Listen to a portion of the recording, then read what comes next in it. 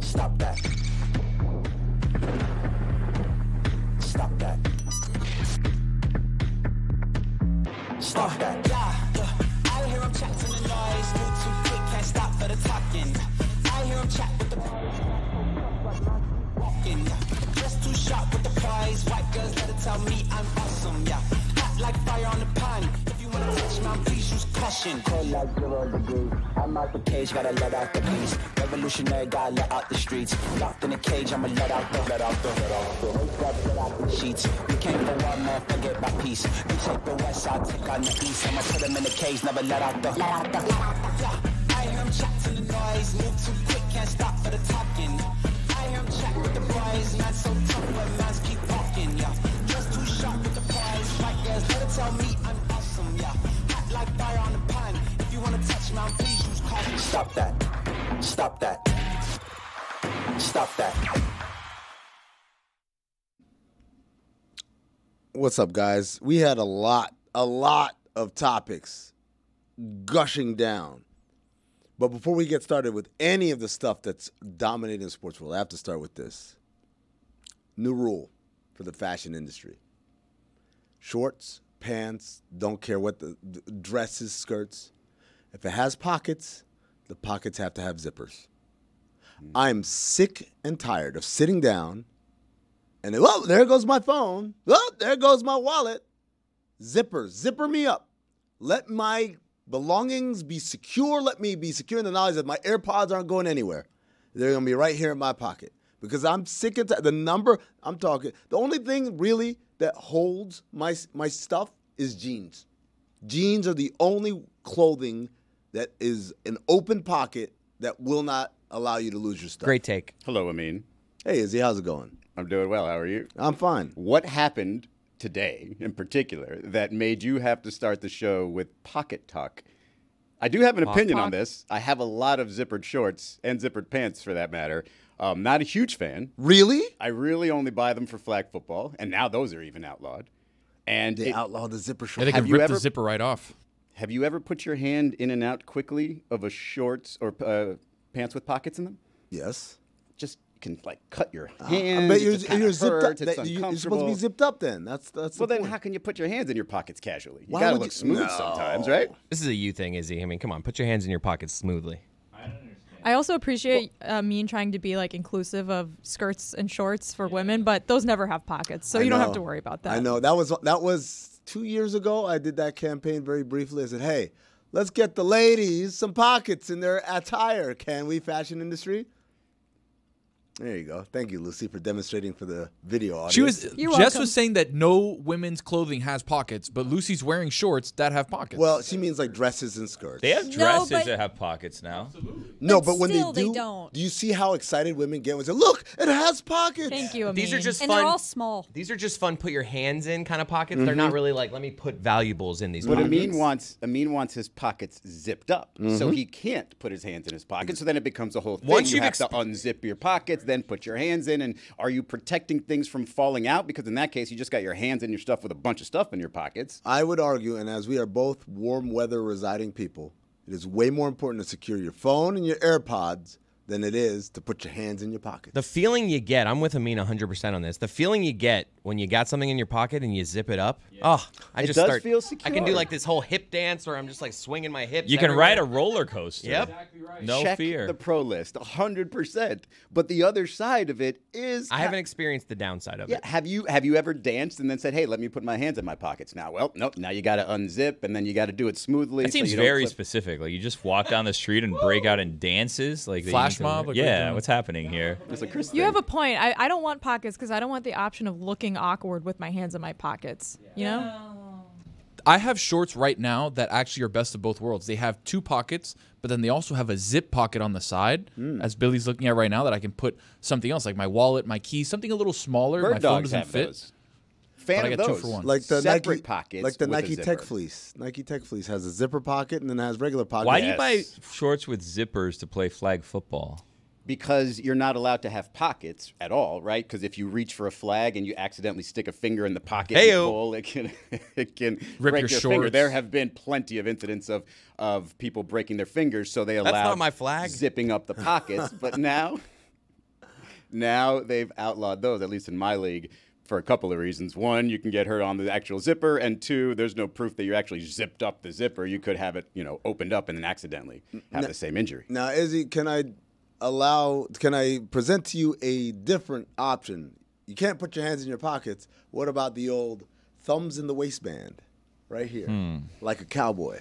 So you don't think you look awkward with your hands in your pockets, or Jess thinks you look awkward with your hands in your pockets, but you don't think you look awkward with your thumb in your waistband. That's totally natural for How a female. often are you guys dancing? Authoritative. That's what it looks like. You're like, hey, what's up, guys?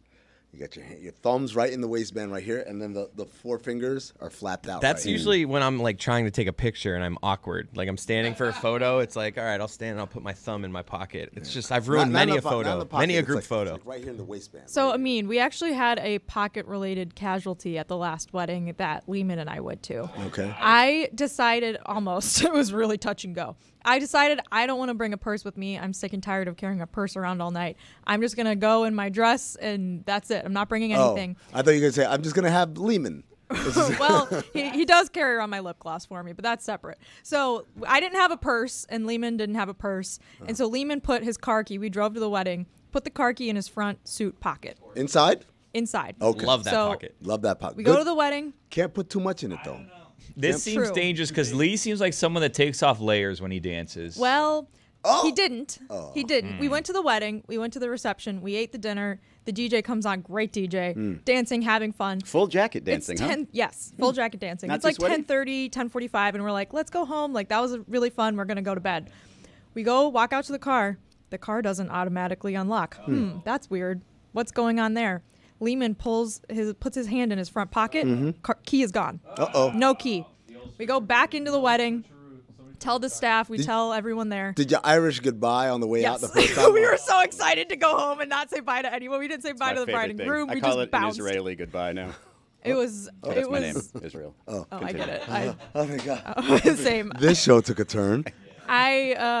We went back in. We started looking for the key on the dance floor. Couldn't find it. We looked at our table. We couldn't find it. Spent like an hour looking for the key.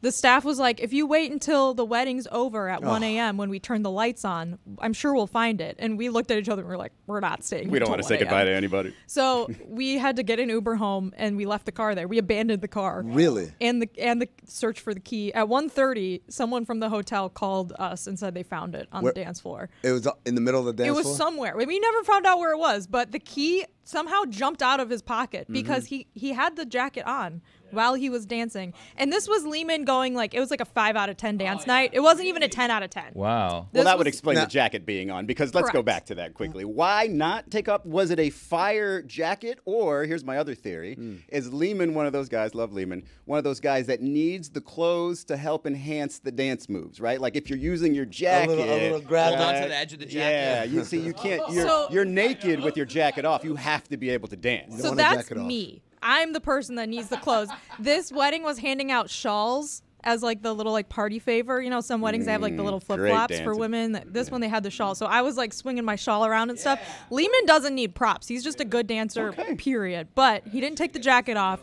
And the key, I swear to God, the key must have just jumped out because I never saw it. No one saw it. It just. Boop, I mean, it if we're jumped out. starting the show on Pocket Talk, I've got a traumatic similar story, but let me know when we want to get Well, there. I don't understand. This is a good DJ, but it was a 5 out of 10 dancing night for Lehman. What happened? Well, it was our friends, but we didn't know anyone other than our friends. So we were very, very No. Well, That's the it's best a good time. place to No. If you only know a few people, you gotta tone it down a little. Here's the thing. Lehman's 10 out of 10 is a lot of people's can't fathom going that hard. So a 5 for him is most people's 10. Where Just on saying. your scale is starting a conga line? Is that 10 out of 10, or is that a little lower? Well, we don't really. I've never been to a wedding with a conga line, but we do the hora, and Lehman is always The we're what? The da da na na na na na. Oh, and Hava we Nagila. dance- Yeah, exactly. And Is that Lehman where and I lead the charge on that. Was there a lot of Russian dancing where he He can do that. See, I swear to God, this man's knees. That's where the keys went out, right there. Yeah, did you think back, like retrospect in the night, like what move do we think lost the key? Honestly, I would love to. Did Shout play? Was it in Shout? There was no Shout. It was all like really, really good. Shout was on my music. Do Not playlist. Really? Yeah. Oh yeah. No Band Shout. Shout. It's overdone. Mm-hmm. It's overdone. A little bit softer now. A little bit softer now. Band. Mm-hmm. What else was on the band list? I'm trying to think. Shout was definitely on there. Despacito? Wobble. No, Despacito was not on there. Are you crazy? That was a banger. Wobble, baby, wobble, baby, wobble, baby, wobble. I think Wobble was playable. I think that was on the okay list. Wobble will be on my no playlist if I ever get married because I got an underage drinking ticket once while that song was on, and it scarred me for the rest of my life. You know what else was on there? Sweet Caroline was on there. Nice. That was not going to happen at the Send wedding. that back to Boston. Nope. That was on the Electric Do Not Slide Play is list. on mine. Electric Slide is on Yeah, the I just didn't. I wanted to have one at the most songs where they tell you how to dance. I wanted the people who knew how to dance and actually wanted to get out on the dance floor to go do their thing. I kept my jacket on the entire time, like at my wedding reception, and I think I kept the bow tie on also. Even at the bar after, like I was like, yeah, I'm not gonna look sloppy tonight. I was a sweaty, sloppy disaster, but I was like, I'm not gonna look bad. Yeah, the bar. Me too. Yeah. After my wedding reception. And I took all of the like light up like foam like sticks that we had. We just handed them out. We walked into the bar with a garbage bag full of those like light up things and just handed them out to patrons. Yeah, it's a fun night at the bar. The bar is always great after a wedding because you can just walk right over. Yeah. We get married at the same place. Did we marry each other? Wow. I definitely need to go to a wedding with Chris Cote. Izzy, question. Electric Slide, the song is banned, not the dance. No, the dance is okay. The dance is okay. If you can figure out that dance to another song, go for it. Okay, so you remember the infamous all-employee meeting, all-talent meeting at ESPN, the one right before the world ended for us? Oh, yeah, I remember it. I remember when John Skipper came to me and said, I'm really looking forward to where your career goes. Dude, man. I do believe you will have a nice long career. The number of things that happened in the weren't weeks working together leading anymore. up to that was just like, oh, man. Like, Israel? It's really about to take off. And then everything changed 5 days later. But did you go to the karaoke?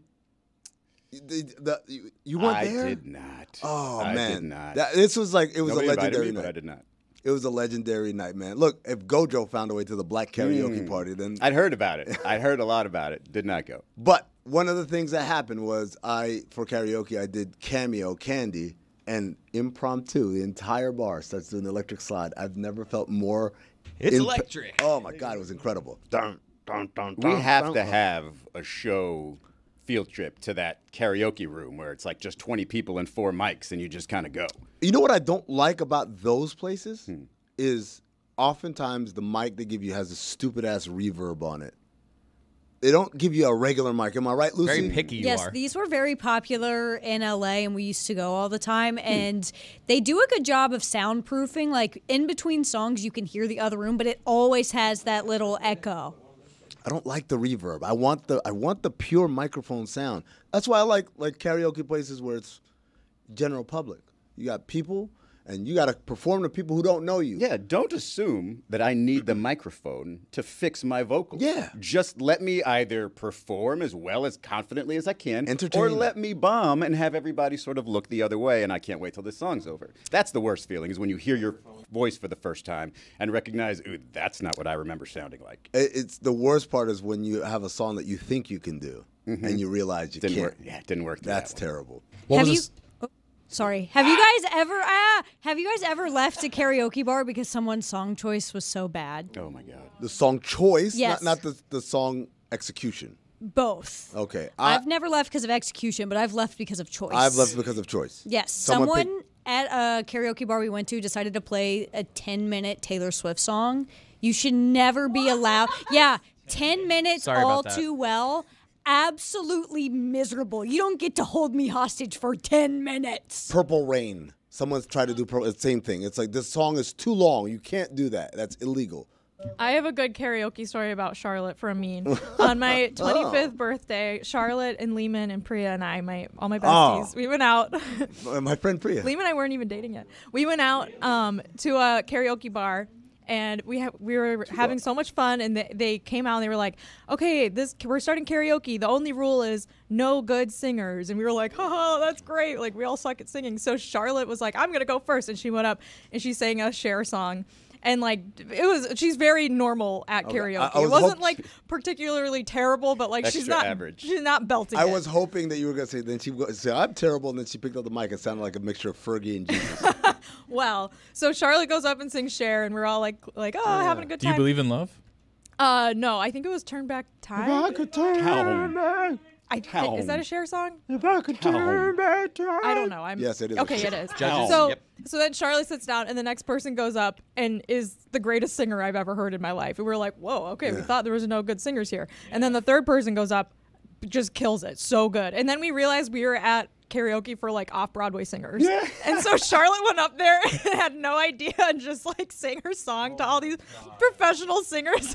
This man goes up and sings New York, New York, and literally he sounds like Frank Sinatra. We were all just sitting there like sinking into our chairs. So did any of you all go up?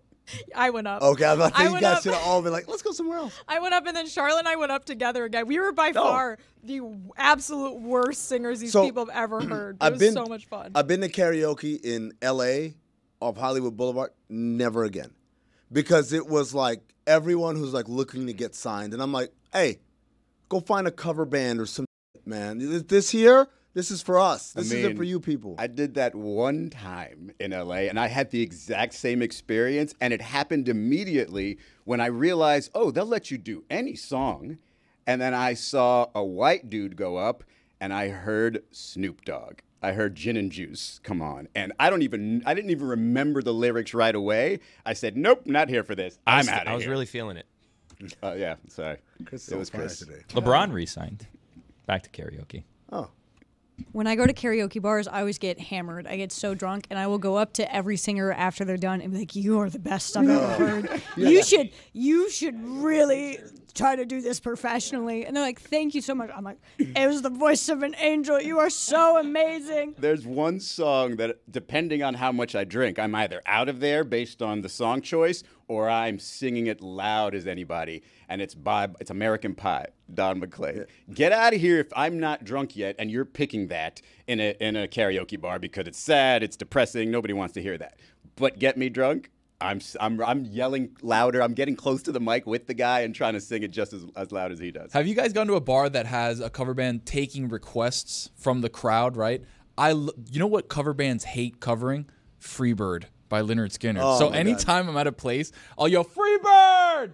They're like, "Buddy, we're not playing Freebird. Stop yelling it." It's like people keep requesting Wonderwall. It's like in Wayne's World where they're like, "No Stairway to Heaven" at the guitar store. You know what? I've never seen Wayne's World. Saw Wayne's World too. Wow. Welcome to Aurora, Illinois. Not just a place, but a state of mind. Swing. It's one of those things. It's like I've never seen any Fast and Furious movie other than Tokyo Drift. It's the only one I saw. Huh. It's just a blind You're spot. wacky. No, it's just a blind spot. I don't know. Like I've never felt the need to watch any of the other. I watched it when it came out. That's why I watched it. And the reason I watched it when it came out was because I accidentally walked on the set What? Huh?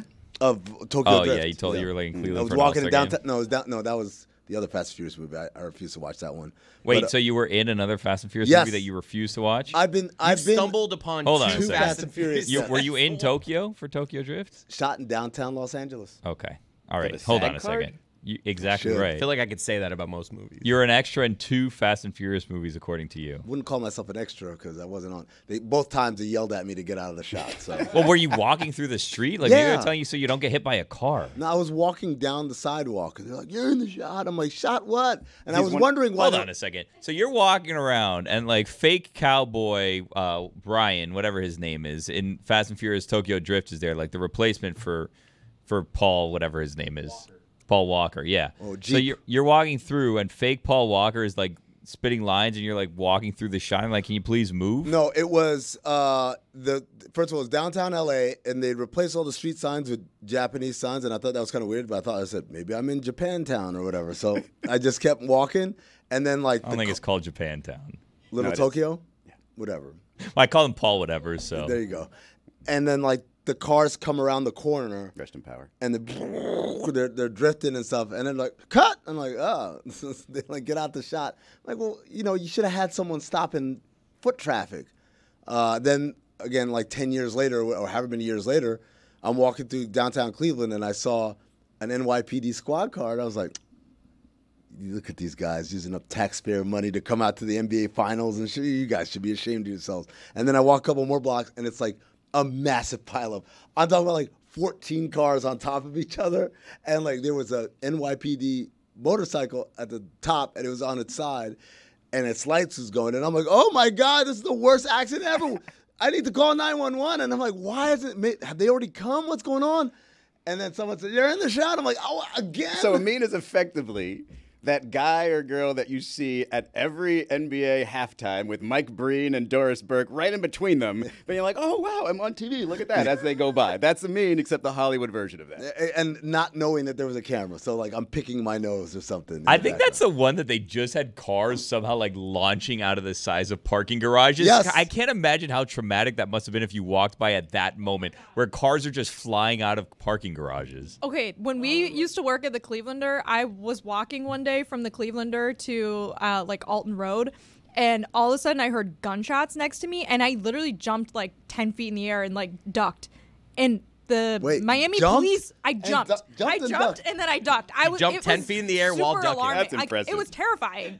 It was like right next to me, and I turned, and the Miami Police Department was doing a demonstration for little kids, like next to me, and they didn't even have the sidewalk marked off, and I was like, seriously, like a demonstration. Yes, they were like shooting at each other.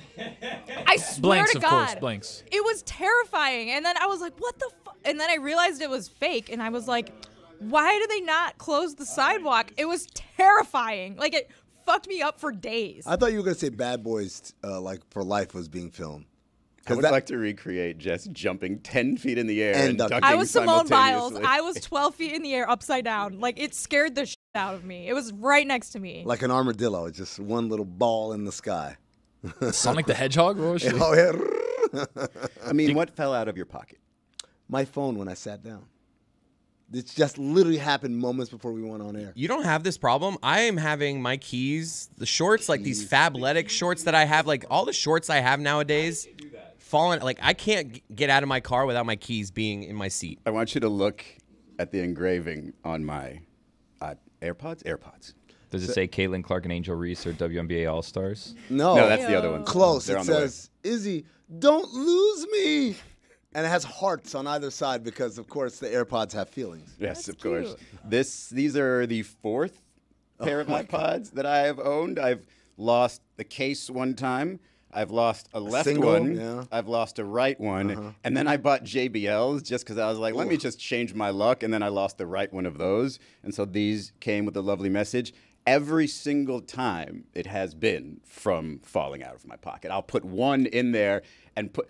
Anti-zipper guy over here. But some of those were with zippered pockets. I just didn't Impossible. zip That's it up. crazy. I Come on, didn't Izzy, what are you zip it doing up. here? I Don't didn't deserve zip it. it up. You know, you just sit down, you don't zip up your pockets, all of a sudden, whoops, something falls out.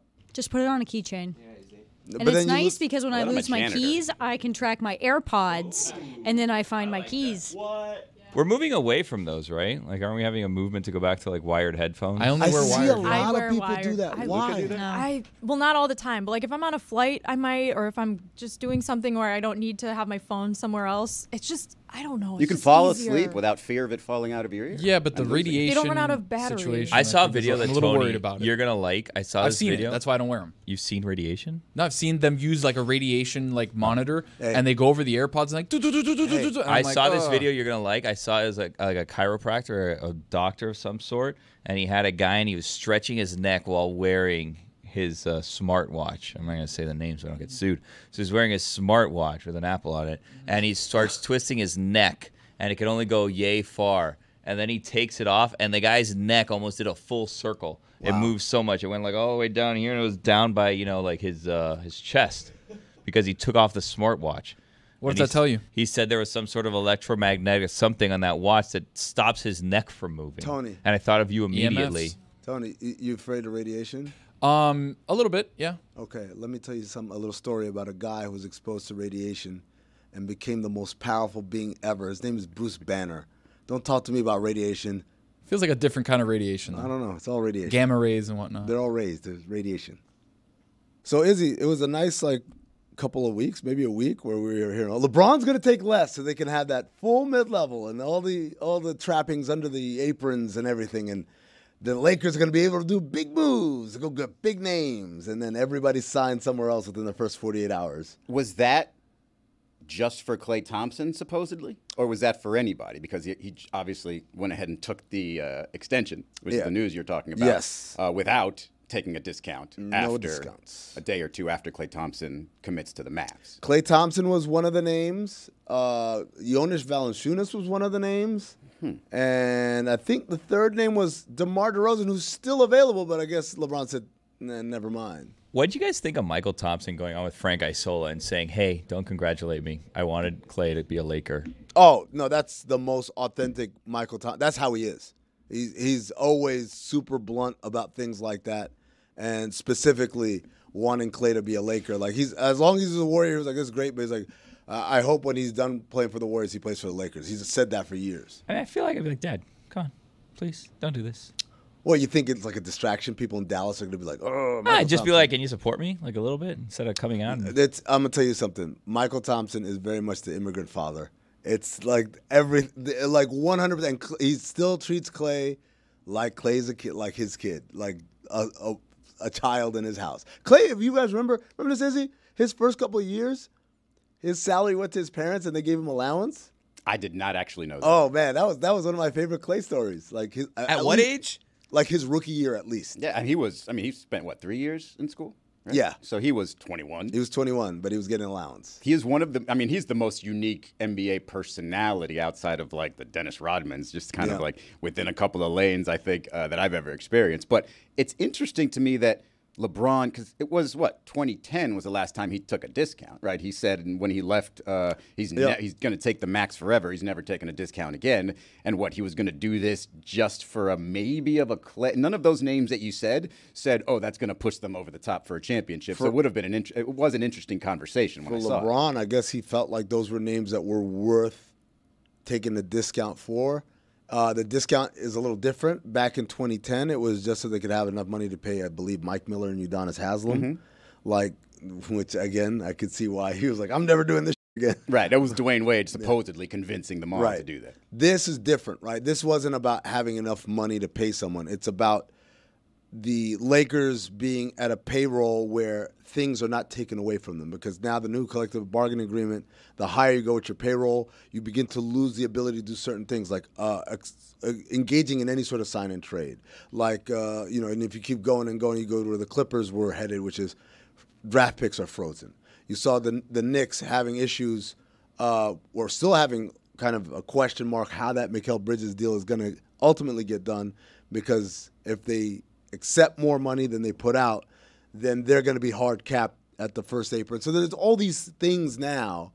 It's less about players, hey, leave a little money so that we can pay so-and-so, or so that the franchise isn't paying a crazy luxury tax, and more about, hey, do you want better players? The only way we can acquire them is if we have these tools available. So this has always sort of bugged me a little bit with LeBron, especially on the back end of his career, where we are now.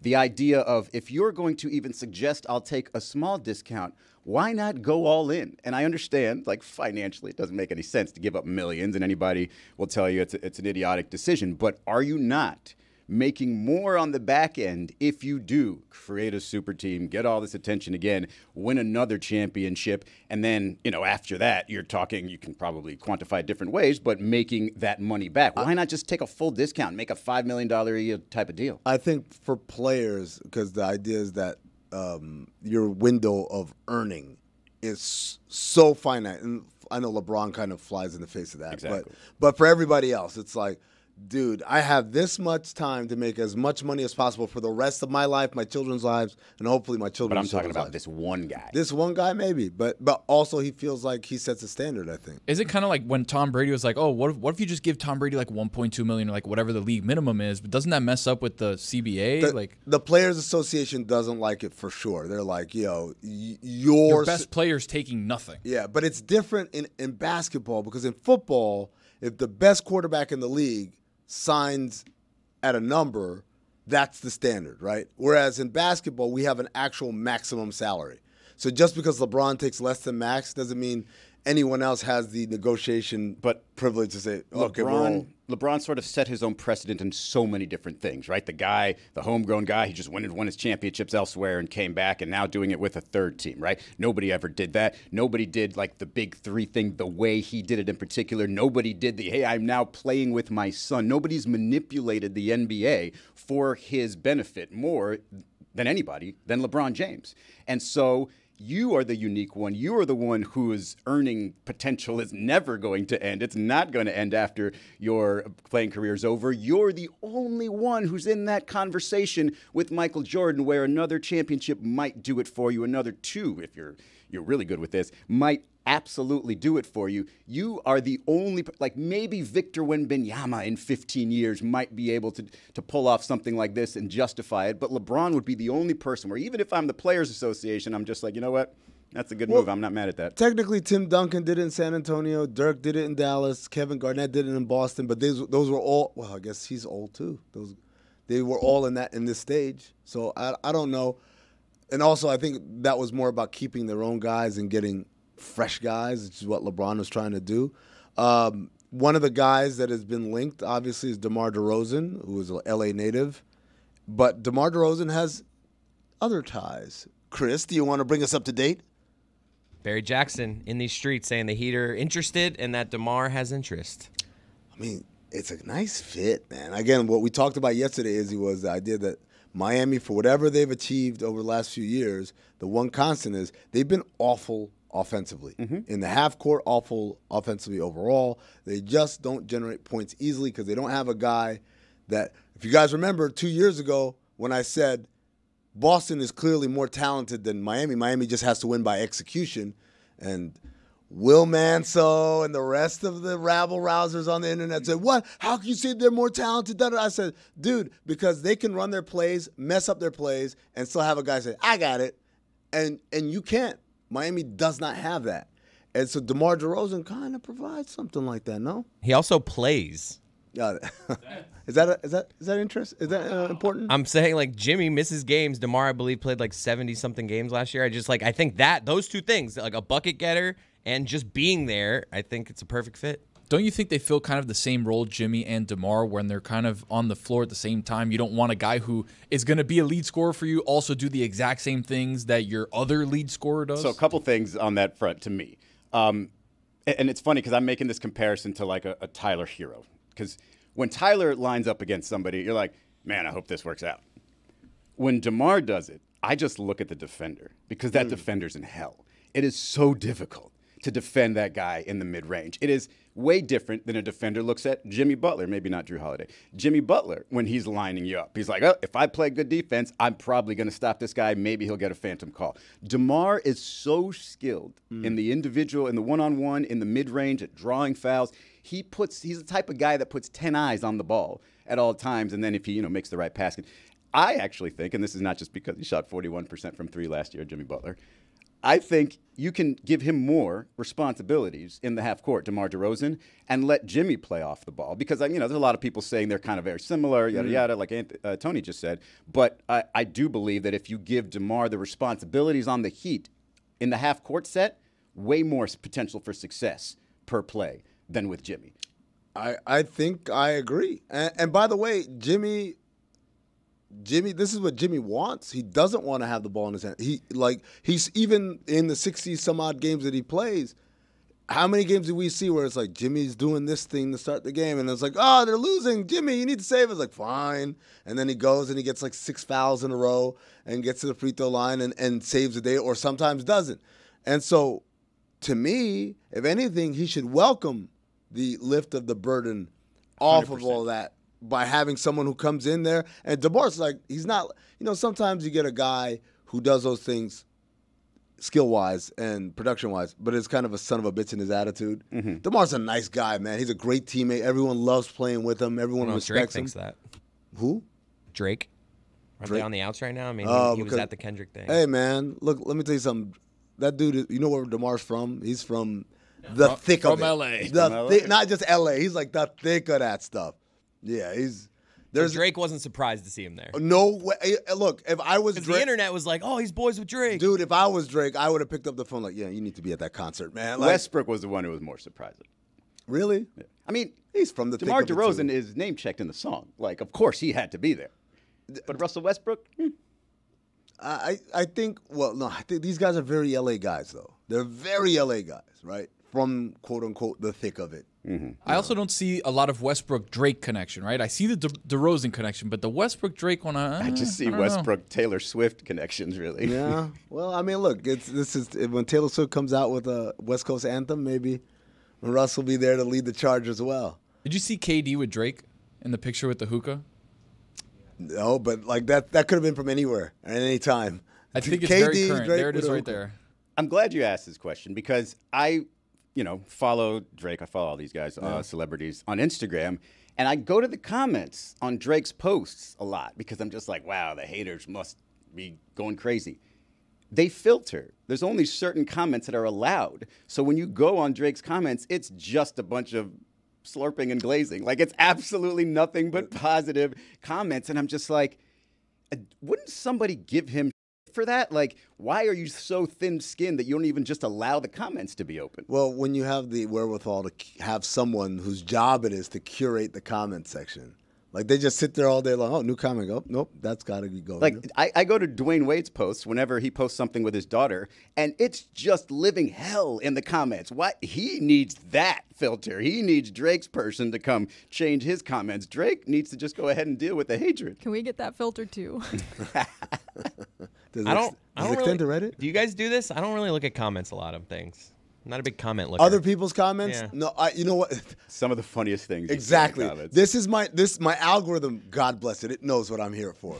And as soon as I get into videos of things that I don't follow, it's literally just like someone at their most vulnerable, and then the comment section pops up. Somebody I saw recently who was doing the Dougie, but doing horribly, speaking of wedding dances, and it was just really stiff, and the guy in the comments said, this person said, instruct me how to Douglas. And I just was laughing for half an hour. Le maximum. I watched Perfect Match on Netflix, and as the season would go on, there'd be villains when the couples would break up, and you're like, I don't like this person. And then I'd go to Instagram and be like, I wonder if everyone has gone to their comments and is just crapping all over them on posts. Like, here's a picture of me with my dog, and it's like, you die, I hate you so much. And I'm like, yeah, I love this. Do you guys ever watch A, House Hunters International, and then Oh. B, find them on Instagram and see if they still live where they So house hunted? What I love about House Hunters International is, unlike House Hunters, they give you the exact part of town where they're at. Because they're like, you'll never go to Sydney. Like, no stalker's going to go there, right? You're never going to go stalk these people in Thailand. Yeah. Yeah. What's the percentage of people who are still living there normally, Jess? Well, the most recent one I watched, it appeared that they lived in their apartment for 6 months that they found on House Hunters, and then they moved back to the United States. Nice. I think if you go on some of those like home makeover shows, like you'll find that the people that had like extreme makeover home edition, whatever, within a couple of years they end up selling the house because the house becomes so valuable that they can't afford it. So then they have to go and sell the house that they had made over for free. Yeah. Reminds me of Pimp My Ride. Speaking of Pimp My Ride, here comes David Samson, host of Nothing Personal with David Samson. Samson, welcome to the show. And before we get into some of the more sports businessy topics, have you ever watched the program House Hunters or House Hunters International on HGTV? I have not. Oh, God, that's a segment killer, but I absolutely have not. It's worth a try. Hey, the Panthers, I don't know if you heard, David, they won the Stanley Cup. And They did. Much to the delight of most of South Florida. You once famously said that as president of the Marlins, you guys publicly were very supportive of the local teams, but privately there was a rivalry because you guys are all competing for the same dollar, the same entertainment dollar for the local market. When a team wins, like for instance, when you were president, the Heat won, right? Yes. What is the conversation behind the scenes for all the other organizations locally? Well, first you're approached by your PR guy who says, all right, do you want to take out a newspaper ad, or do you want, what kind of congratulations do you want to do? Social media When do posts. you want to invite them to come to a game and throw out a first pitch? What do you want to do? Should the owner call the owner, president call the president? We would have a list of things that we would do. my fingers and toes would always be crossed because I would be despondent. I'd be thankful it was finally over, but I would obviously be upset because we'd have our corporate sales guys go out and they'd be in meetings and the company would say, listen, we've allocated our South Florida dollars to the winners, to the champions, so we're going to cut your deal by X amount. So there was always a definite dollar problem with all the success that another franchise would have. It really was never an issue with the Panthers during my time with the Marlins. And it really wasn't an issue with the Dolphins. The Heat were the biggest problem during the course of my career, without a question. Samson, hello, by the way. It's Israel. Hey, I Israel. was curious, and I'm sorry if you've spoken about this before. Certainly wouldn't be a Dan Le Batard Show first to be repetitive. When you were at the game that they caught you on camera hugging and celebrating, that was against the Rangers, right? What was that feeling like? Because I didn't think you were that connected to this team. And then what was it like for you when they won the Cup? So you're talking about the picture, and I was with my son. And so now we have to go back to a post-divorce world where there is some sort of estrangement, wondering why the father was always away for years and then all of a sudden he's out of baseball and then disappears from the house entirely. And so my son and I've worked really hard to rebuild and build that relationship and that connection. And he agreed to go to a game with me. And we used to go to baseball games all the time. And we had never been to a hockey game. And I asked him if he wanted to go to the Ranger playoff game because he's working in New York now. And we decided, A, we were going to go, and B, we were going to wear Panthers gear. And I'm a Knick fan, and I'm a Ranger fan, but I was rooting for the Panthers because of Matt Caldwell and Vinny Viola. And for South Florida, I wanted the Panthers to win. And for whatever reason, TV caught us doing a celebratory hug. And that's sort of the story of the relationship, where he's celebrating looking one way, and I'm trying to latch on and get sort of a moment with him. But I count that as a moment, but maybe that's just So me. the second part of my question is moot, because the actual Panthers' success in the Cup means nothing to you. This was just a family moment. That was a family moment. I'm truly happy that they won the Cup, and I'm really happy for the organization because I don't compete with them at all anymore, obviously. And frankly, it's great to have a Stanley Cup champion. And I loved it for Miami because they became one of, I think, only 9 cities now to have championships in all 4 major sports. And that's pretty cool. I want Miami to be a part of that because I get to be a part of that, having helped the Marlins be a part of that. That was my stat of the day. Thanks. David, question for you. What age was your son taller than you? When did that start? It happened in high school. It was a big thing. I'll tell you a story. He wanted, as soon as he could talk, one of the things that he wanted was growth hormone because he didn't want to be short the way I am. And I was an absolute no. And it was a rough go because not that I didn't want him to be taller than I. He's got a tall grandfather. Both of his grandfathers are actually tall, 5'11" or greater, at least before they started shrinking. And now they're both passed away. But in any case, I thought he had a shot at height, though my 2 other children who are older are both very short. So we had a problem. And I said, no growth hormone. It's not good for you. He said, my friends are all doing it. Let me do it. Jesus. And I was president of the Marlins at the time, and I was an absolute no. Now, do I think that he did it behind my back? I don't. But he's 5'10" and a half, and he told me that he is very happy that he's not 5'5". Circumstantial evidence, David. My partner Anthony took growth hormones when he was younger. He is 5'5". Oh, no. Didn't work. Shortest one in his family. No. Well, so that's the worst of both worlds then. Yep. Good athlete. Very short. Yeah, I actually wanted him to be okay with being short because I think it's important, but he just didn't want to be. And so I know when he became taller than I because I was pretty focused on it, and so was he. He'd always want to go back to back until I disappeared from the house. But then when I came back into his life, which I always wanted to be, but he was tall, and he likes that fact. The Panthers' local TV deal has expired. Jeremy Taché told us yesterday. He found out a few hours before we went on air, and then it came out that Bally would no longer be broadcasting Panthers games. They're going to go with Scripps, And when I was told scripts, David, I said, the spelling bee people? Do you know what I just watched maybe 3 nights ago? Bad I had Words? one of my sleepless nights, and I watched Bad Words again. Yeah, great movie. Great movie. It is a movie that I've now seen maybe 10 times, and it still gets better every time. Bateman as an outright, as opposed to a sarcastic, is quite the. I enjoyed it very much, seeing him kind of play against type. Real quick, Scripps involved in sports. They're WNBA and NWSL rights. So Scripps is not just getting into sports for the first time. But it is the spelling bee people. Yeah. Okay.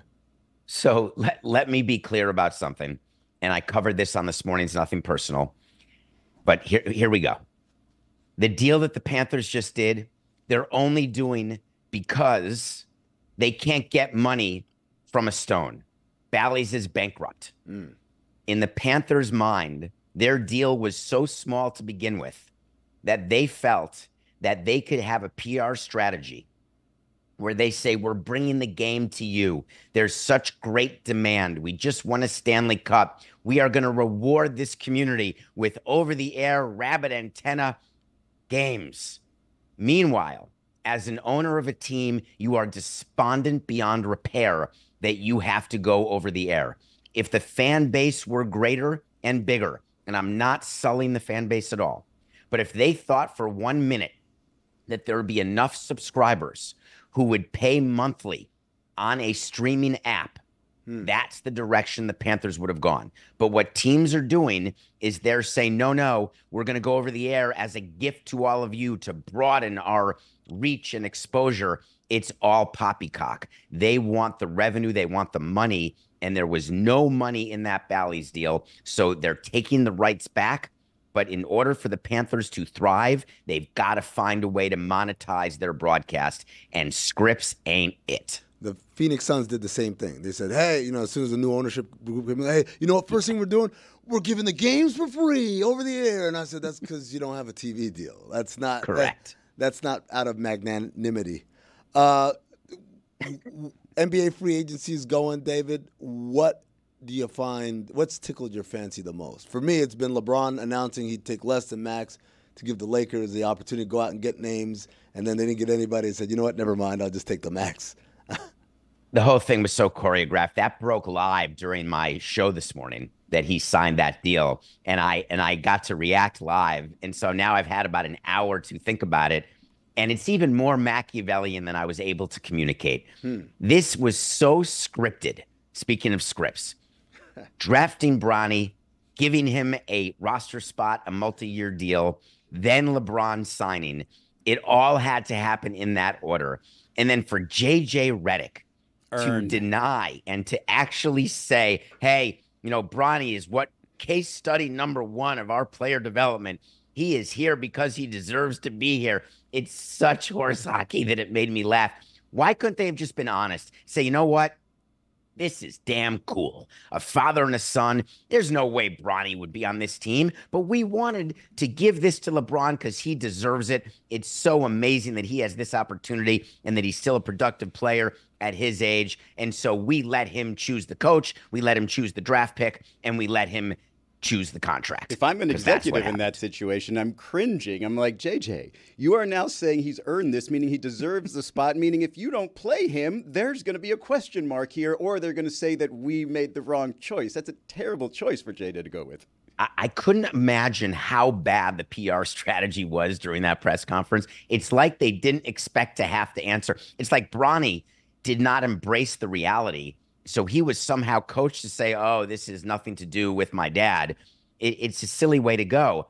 What I think is going to happen with the Lakers, and what I hope they're smart enough to have done with LeBron, is say, we drafted him, we signed him. We're going to play him the first time you're active. That's all we're guaranteeing. After that, he may be DNP CD every single game. We may need the roster spot at some point, but you will be on the court with your son one time. But if they promised him that he has to have a roster spot throughout the playoffs and all through this contract, that would just be disastrous for the Lakers. We're going to have more with David Samson next, including something that Mike Ryan said yesterday, that Pat Riley has been passed over by the game. We're back with David Samson, host of Nothing Personal with David Samson. You get it wherever you get podcasts or watch it right here on the DraftKings Network. David, yesterday a apoplectic Mike Ryan nailed it. Said that the Is he ever any other way? But it was extra yesterday. It was one of those things where on July 1st or July 2nd, I guess was yesterday, he was absolutely destroyed that the Heat did not somehow net Paul George and Victor Wembanyama and Steph Curry and every other. Mike was pretty calm on that subject. Was he calm? Yeah. That was not calm. Just because the words are conveyed like this does not mean that there isn't an air of extreme panic. And I said, Mike, you knew what the cap situation was going in. You knew what the roster situation was going in. What gave you the idea that on July 1 you would have a blockbuster deal? And he just kept saying, well, this is what the Heat are known for. And I said, it's been Alonzo Mourning, Shaquille O'Neal, Bosh and LeBron, and then Jimmy Butler. And that's it. Over the course of almost 30 years with Pat Riley, you've got 4 landmark deals that they did where they went whale hunting and they caught one. Pretty good. This is one of those situations where I'm biting my tongue so hard because I want to get past the David Samson portion of the interview because I have some beef with you on this list of yours. Well, David, do you think the game has passed Pat Riley by and that the Heat somehow have failed magnificently because they didn't get someone in the first 48 hours of free agency? So I got crushed for saying this on your show months ago, where I said that for the Heat to continue, it's time for Pat Riley to step aside. And it was absolutely not received well. And I love Pat, and he's a Hall of Famer. He's on the Mount Rushmore of executives and coaches, in my opinion. But it is a different game. And if you look at the players that he has decided to get into bed with, basically he's carried forward his coaching philosophy into his executive philosophy. And I call it the 2 for 18 philosophy. It's the dance with the players who brought you to the dance philosophy. It's the, oh my God, John Stark stinks, we're going to keep letting him shoot in Game 7 philosophy. It's the long-term deals. You guys criticize me nonstop for some of the deals I cut in your community. What about some of these long-term deals? And I can't argue with the rings. I can't argue with Shaq. LeBron choosing Miami. Was it because of Pat Riley? I could argue one way or the other, and I could be convincing one way or the other. But if you look at what's happened when there has not been a central figure, and I count Jimmy Butler because the streak and the run with Jimmy has been great, yes. But recognizing when a window closes is not something that he's good at. And this window is closed for the Heat. They need to do something different, better, smarter. And it just occurs to me that Pat may be too stubborn. I mean, that does sound like a calmed down version of Mike. I think it's crazy. I think they have been the only team locally, and I know people are tired of hearing this, who refuse to shut a window. It is always trying to keep that thing open, and they have been relevant since 1995 when Pat got here, save for a couple of years, we're an injury here and then just a down cycle there. But the down cycle was very short. And so, we're not going to talk about everything that, Jimmy has done in this era. But again, South Floridian, grew up through all of this. They're the only team that forces themselves into that conversation or tries to all the time. And I'll just forever give them a standing ovation for that because I don't have that roller coaster experience like I've had with the Marlins, Dolphins, etc. Give them a standing ovation. Yeah, okay.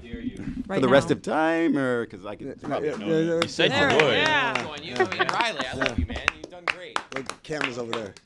Give it to the camera. There you go. Pat is. I love Pat, I know you're watching. I think it's great to give Pat a standing ovation, and he deserves to be in Springfield, and I agree with all of that. But the question was a bit smaller, Israel. The question is, do we think the game has changed enough that it has passed him by? Father Time is going to win every single time. You know that. And that was really my point. I am not sullying the run that the Heat have had. I'm merely saying that the comment that you said is very telling. They've refused to let the window close.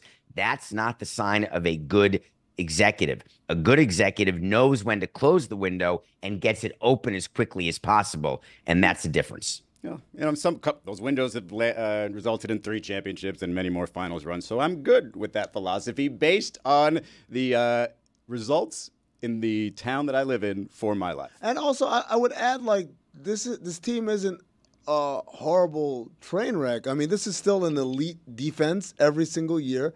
Their problem is very specific, and I think the fix. They're searching for the fix.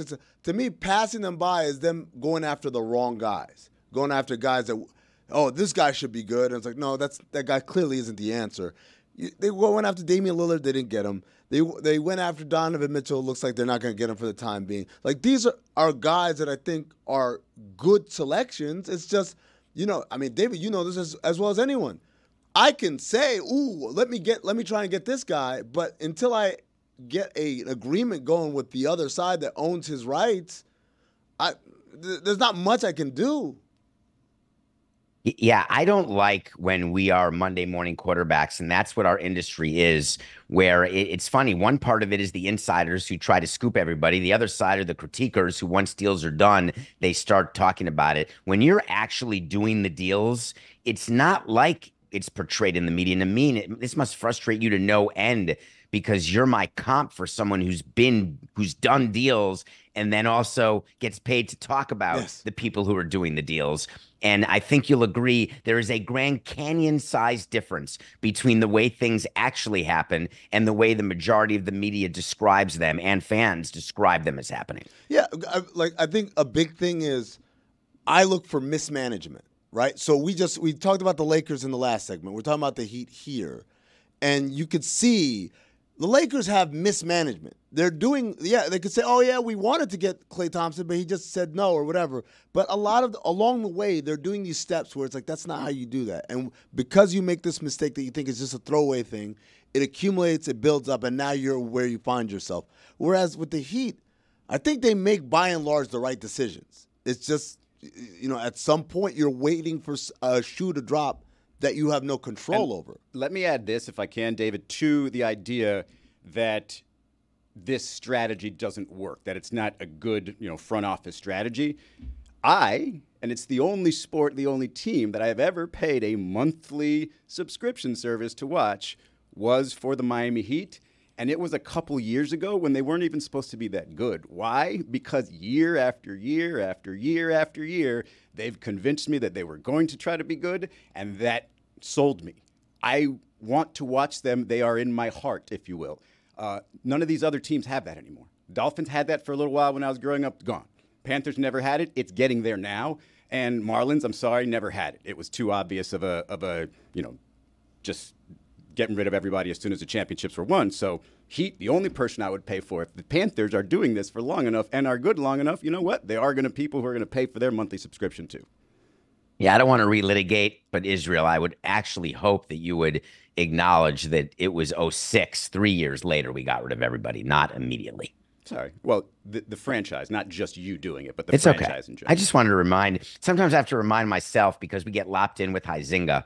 But I don't want to actually go back to that. But I am curious that you pay for the Heat. You wouldn't pay for the Panthers now. They just won the Cup. I will. They need to do more. Yeah, I think they might have missed out on that opportunity because I would have next season for sure.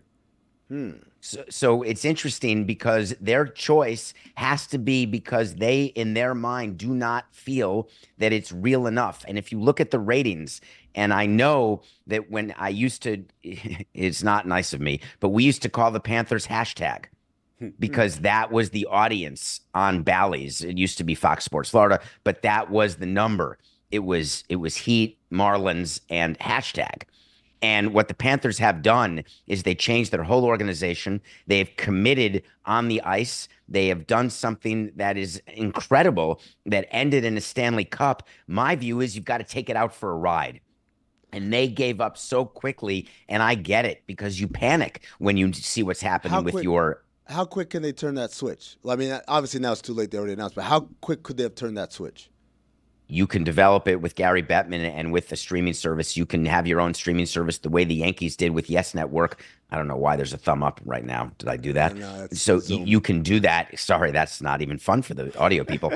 Yes, it would be done, available for next season without a question. Real quick, David, before we get, you do have a movie to Oh, yeah. review? Yes, But please. before we get there, hashtag, is it just because it's a number sign and it doesn't matter what the actual number is? Is that the joke? Hashtag is when it doesn't rate. Okay. Nice. All right. It's a small enough audience that it doesn't rate. David, I'm really excited for the movie you are reviewing this week. I hope so. And Jessica and Lucy, I know that we don't share movie tastes, and I get it. I didn't want to watch 1940s movies when I was growing up and your age. So you may think 80s movies are this. There is a documentary out today. It's a current movie. It's called Remembering Gene Wilder. And I don't know if you know who Gene Wilder is, but I want Willy to Wonka. co-sign. He went to Iowa. Oh, yeah? I did not know that. Him and Ashton Kutcher. That's all we got. Caitlin Clark too, but Ashton Kutcher didn't graduate. I guess you still get to count that you went to college if you don't graduate. Yep. I guess baseball players do it all the time, and so do Georgia basketball Tech. players. So, remembering Gene Wilder, he is an actor. This documentary goes back to his beginnings, which were fascinating, through Willy Wonka, which is only one of the famous parts he had. And Gene Wilder has a personal place in my life because the first movie that got me into movies was a Gene Wilder movie called Silver Streak. And the relationship between him and Richard Pryor, who is really the grandfather of all the great comedians you see today, to me, Richard Pryor. Eddie Murphy may be the father. Richard Pryor is Eddie Murphy's father. And people may not know who that is. They may associate him with freebasing. You may associate Gene Wilder with just Wonka. If you watch this documentary, it will give you insight into the rebar that was Gene Wilder for the movie industry, for the comedy industry, for the buddy movie industry.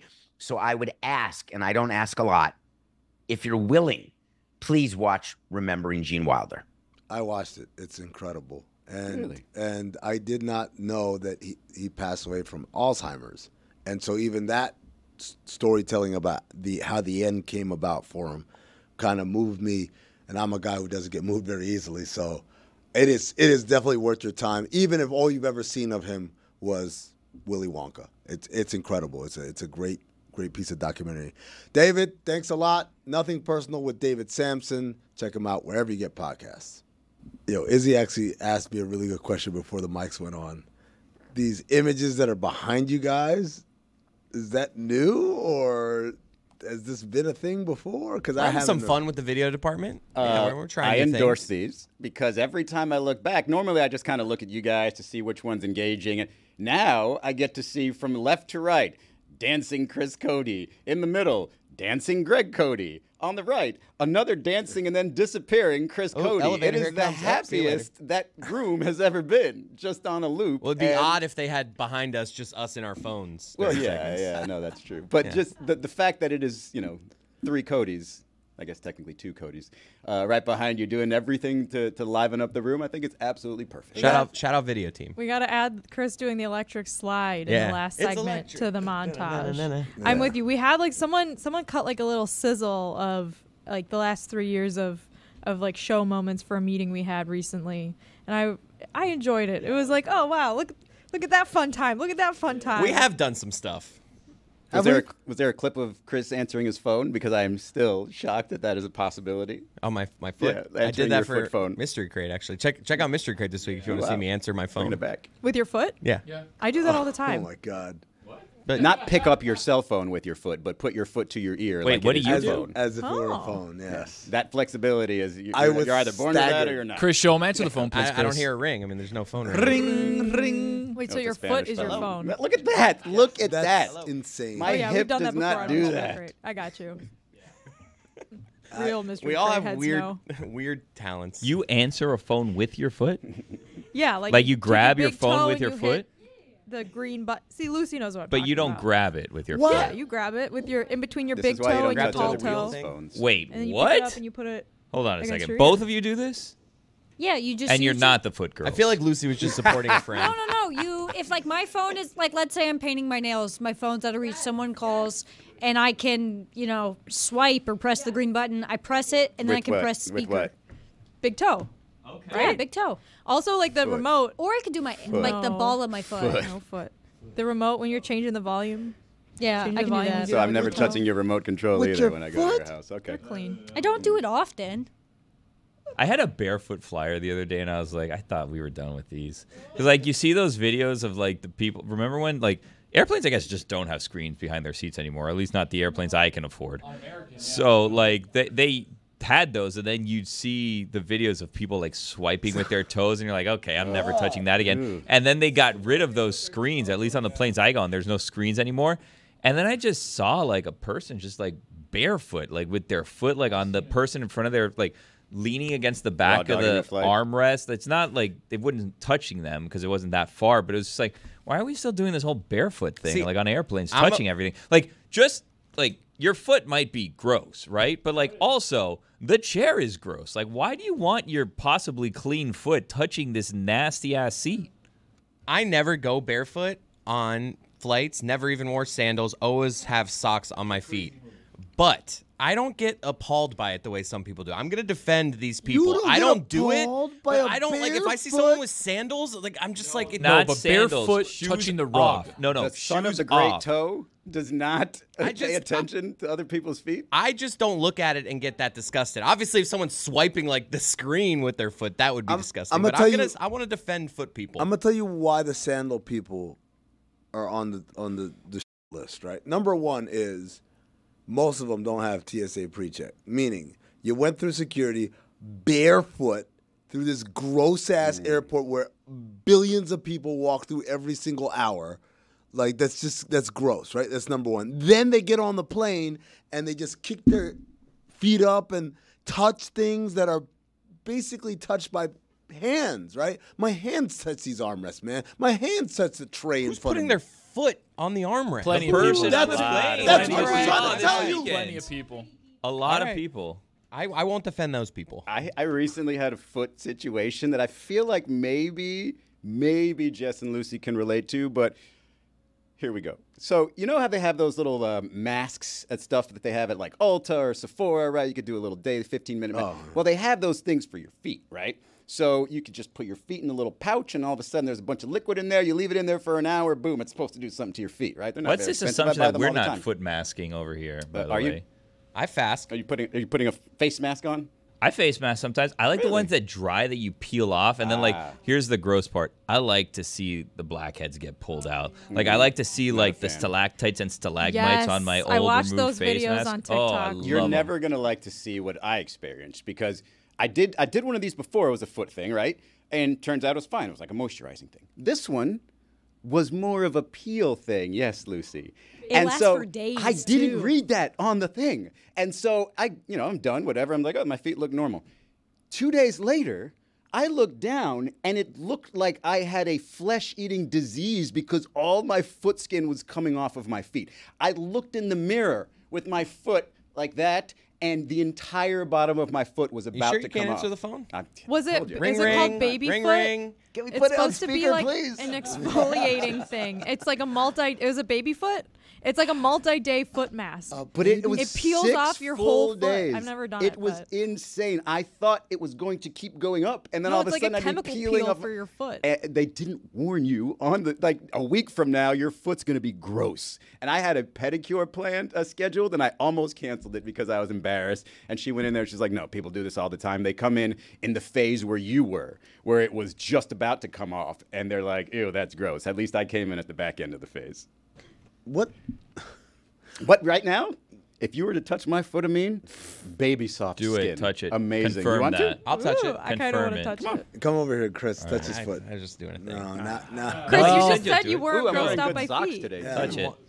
I You're guarantee going. you this foot is touch probably it. Go, Chris. Go. so Go. much Yeah. nicer Yeah, than your do dad's that. foot that you grew up with, by the way. That's probably why he's not grossed out by airplane feet, because he grew up with Greg Cote, Yeah. the worst foot of all. My dad has some pretty gross By the feet. way. And Dads have gross feet. I Golden State realized. Warriors. Not all of them. I Get look ready, at my buddy. feet and I wonder sometimes It's like a time. Is it a time bomb? Is your here? foot gross? No, it's not. Actually, I've been complimented on my feet a lot of times in my life. Wow. They Air have out a little if you want. Look at that. Foot boys. model quality feet is what they say. Really? Yeah. They say that. This They is what say. I had a little surgery on. I got rid It of does a look cyst very right there. soft. Thank I'm you. not gonna I know lie. what that is. It's like it's like You probably want to go this touch part. it. he right had there. Botox on his feet. He doesn't have it. It's smooth. Didn't you do Yeah, the little nice piggies skin. to Witty one time, Chris? Or was that someone else? Yeah, do little piggies. Do the Tell little Chris to do piggies. little piggies. Yes. Which little piggy goes This home? I don't little piggy remember. Yeah, which one was it? had How did roast that beef. go? The pinky piggy goes home. That was good Yeah, enough. I know. I was trying to trick him to do it. Wee. All the way home. Didn't work. Soft Yeah. foot. Soft Where's foot. he going? He just He- left. Oh, I has to imagine wash he's his gonna hands wash a his little. hands, or maybe not. How much? July. How much would you offer as a reward for the retrieval of something of value to you? It depends on the thing. Let's value. say it's your phone. You lost your phone, and you say, "Hey, if you bring me my phone back, I'll give you." How much would you say for a lost phone? $200. $200. $200 is a lot, but okay. Billy, So you want me to say less than $200? Whatever. Or should I say more? what? No, what? If, $400. What if you lost your laptop? How much? That's a company for- laptop. That's on them. I don't 175. care. They're on the hook, not me. Jack. What if you lost your glasses? $6 billion. Okay. I don't know. There you go. What if you That's how we play lost the game. a ring worth $100,000? Would a couple of tickets to a game and some signed merch get the job done? So this is a Jaylen Brown thing. This is absolutely the Jaylen Brown thing. He lost his ring, this During the championship parade. diamond encrusted ring during the championship parade. Said, big reward for the person who returns it to me, who can find it and return it to me. Big reward. I'm thinking, wow, he's giving like this guy just signed. But before you even say what the award is, reward was. Yeah. What are you doing in that situation? You have all that information. You know the ring is real. You know who it belongs to. You probably have a good idea. It's 6 figures at the minimum. What are you doing with that? I am As sending, a Celtics fan. You are also a Celtics fan because you were at the parade. Jeez, I'm sending the biggest ransom note I can send, brother. Getting a lot of magazines. Yep.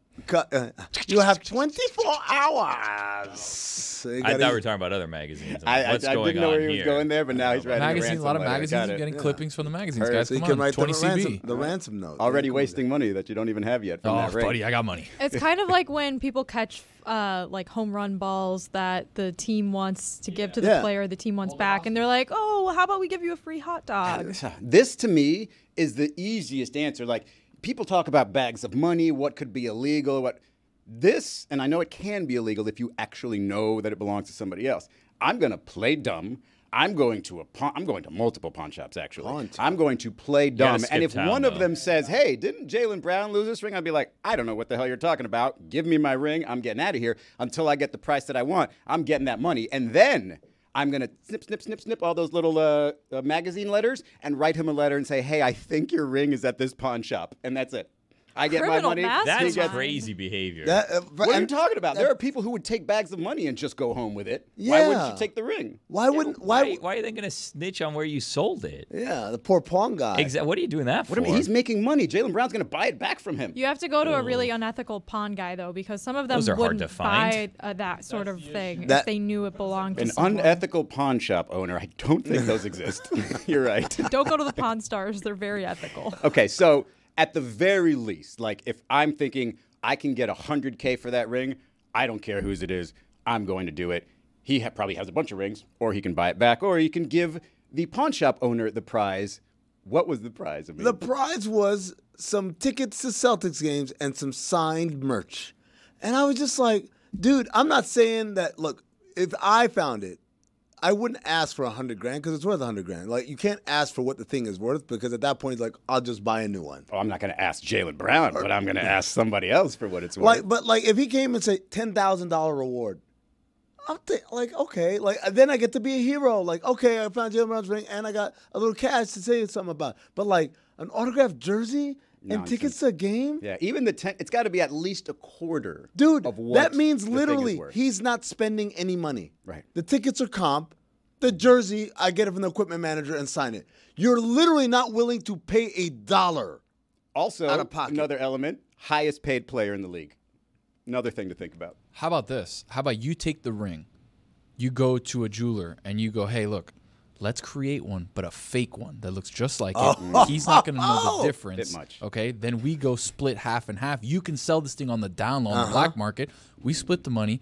We give him back the ring. He thinks it's the real ring. It is, of course, the fake ring that costs us $25 instead of $100,000. Everybody's happy. You just wrote Ocean's 12, my friend. Ocean 17. That is the worst Ocean's of the ideas. 18. What was your idea? I'd leave it there. Okay, run thank away. you. Yeah.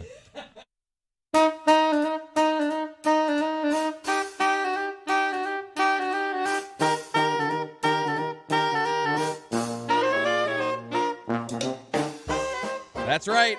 It's time for Against the Spread. And it is brought to you by DraftKings. Stay tuned because you'll hear about what DraftKings has to offer throughout the show. DraftKings, the crown is yours. Lucy, kick us off with Against the Spread. Tonight, some WNBA action. The Mystics are at the Aces. I almost said Vases. That's not what they're called. The Mystics are really, really bad, so I know it's a giant spread, but I'm taking the Aces minus 16.5. The Aces are playing, back-to-back, but the Mystics are really, really bad, and the Aces are playing their best basketball of the season. So I'm taking the Aces minus 16.5, not the Vases, against the spread. Can't go wrong. Jessica or Tony, who's next? I'll go. Lucy, I know you only picked that game because you didn't want to have to say Mercury out loud. And that's who I'm taking tonight to cover the 5-point spread against the Wings. Wangs. Even though they've also played several games back-to-back. But that's besides the point. Venus Mercury. Can Lucy not say Mercury? Tony. I can't say a Can you lot say of things. Arnold Palmer? Arnold Palmer.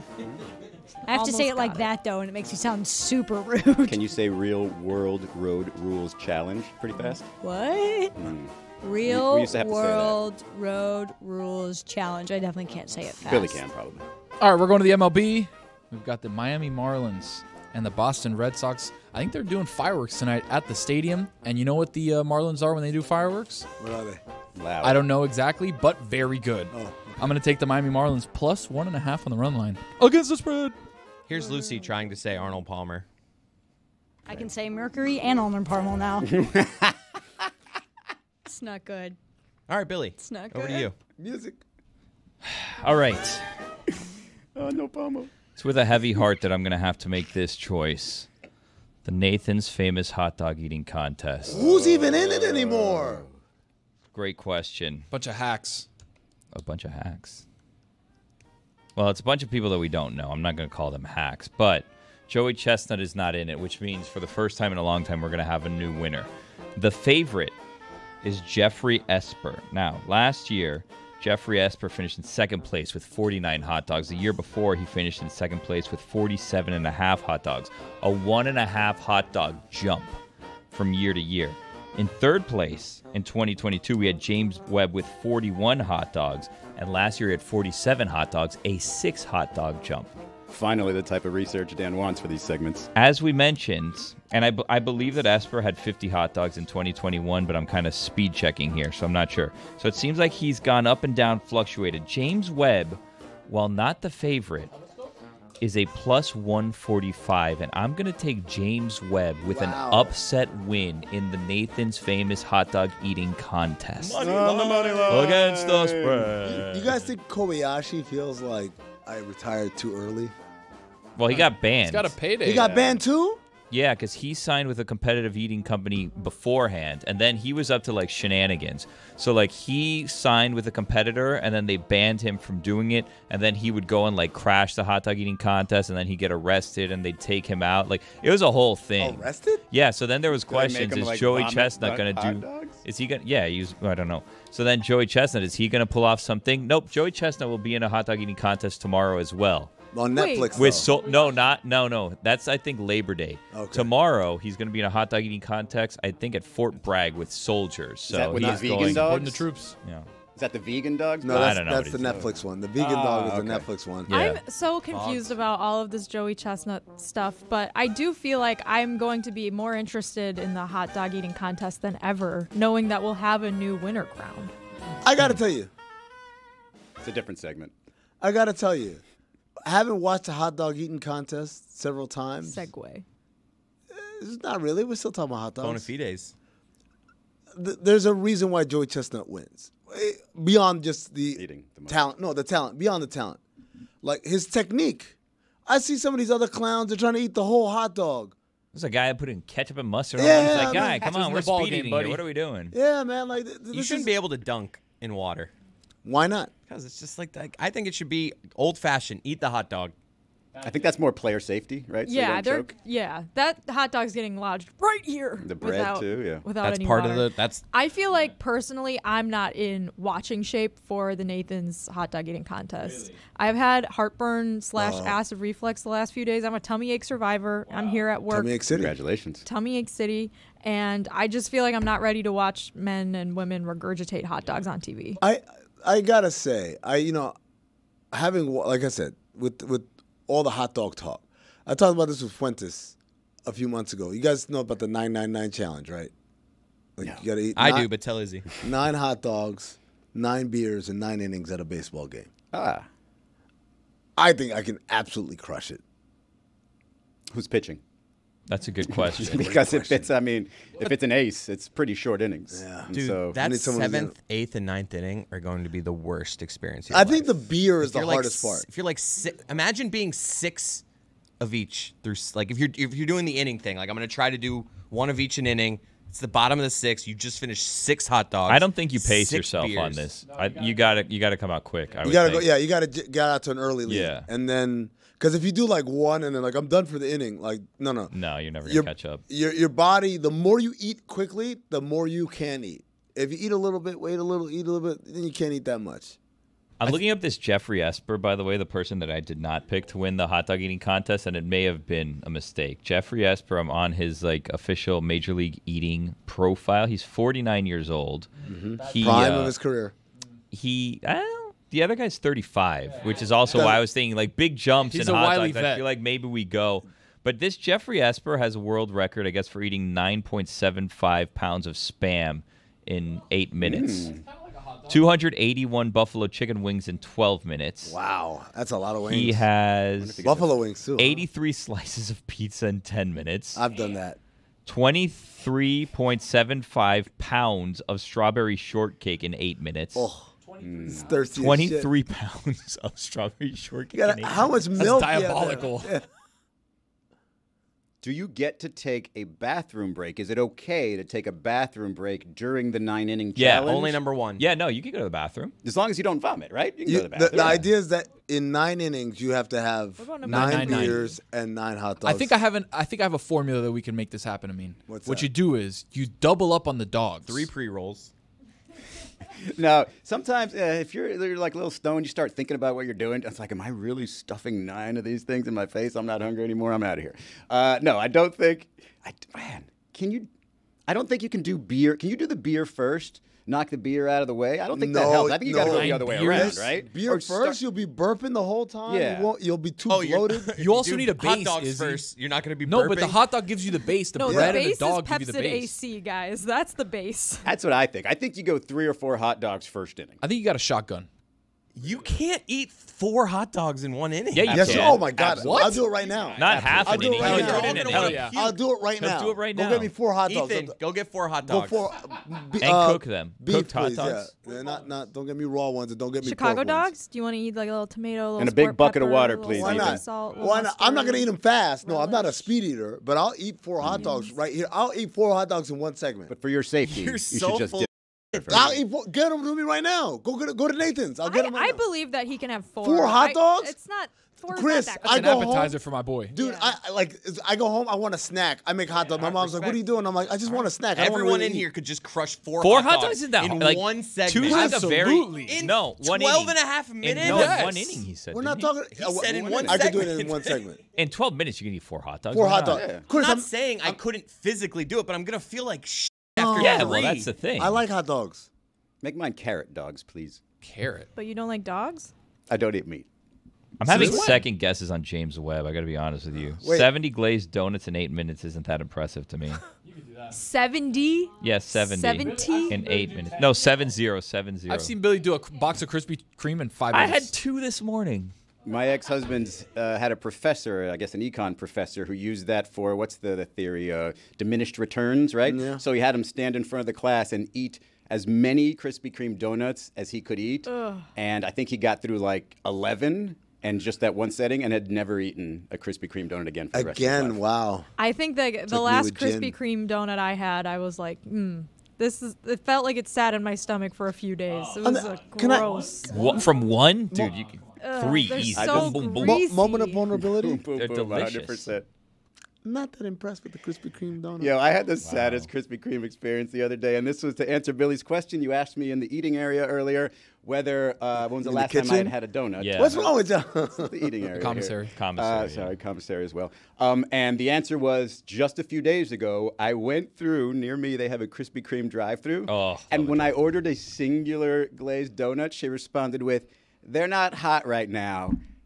And I said, "It doesn't matter." It absolutely I matters. know. I ate it anyway. matters so I cried a much. little bit He's that a I piece of ordered shit. it anyway. I could have Lucy, just is come what he's back trying to later. say. What kind Like, of I'm a piece of monster? shit. What I know. kind of I monster ate it orders anyway. one Krispy Kreme donut? Yeah, at a that's drive-thru? crazy. At a drive-through.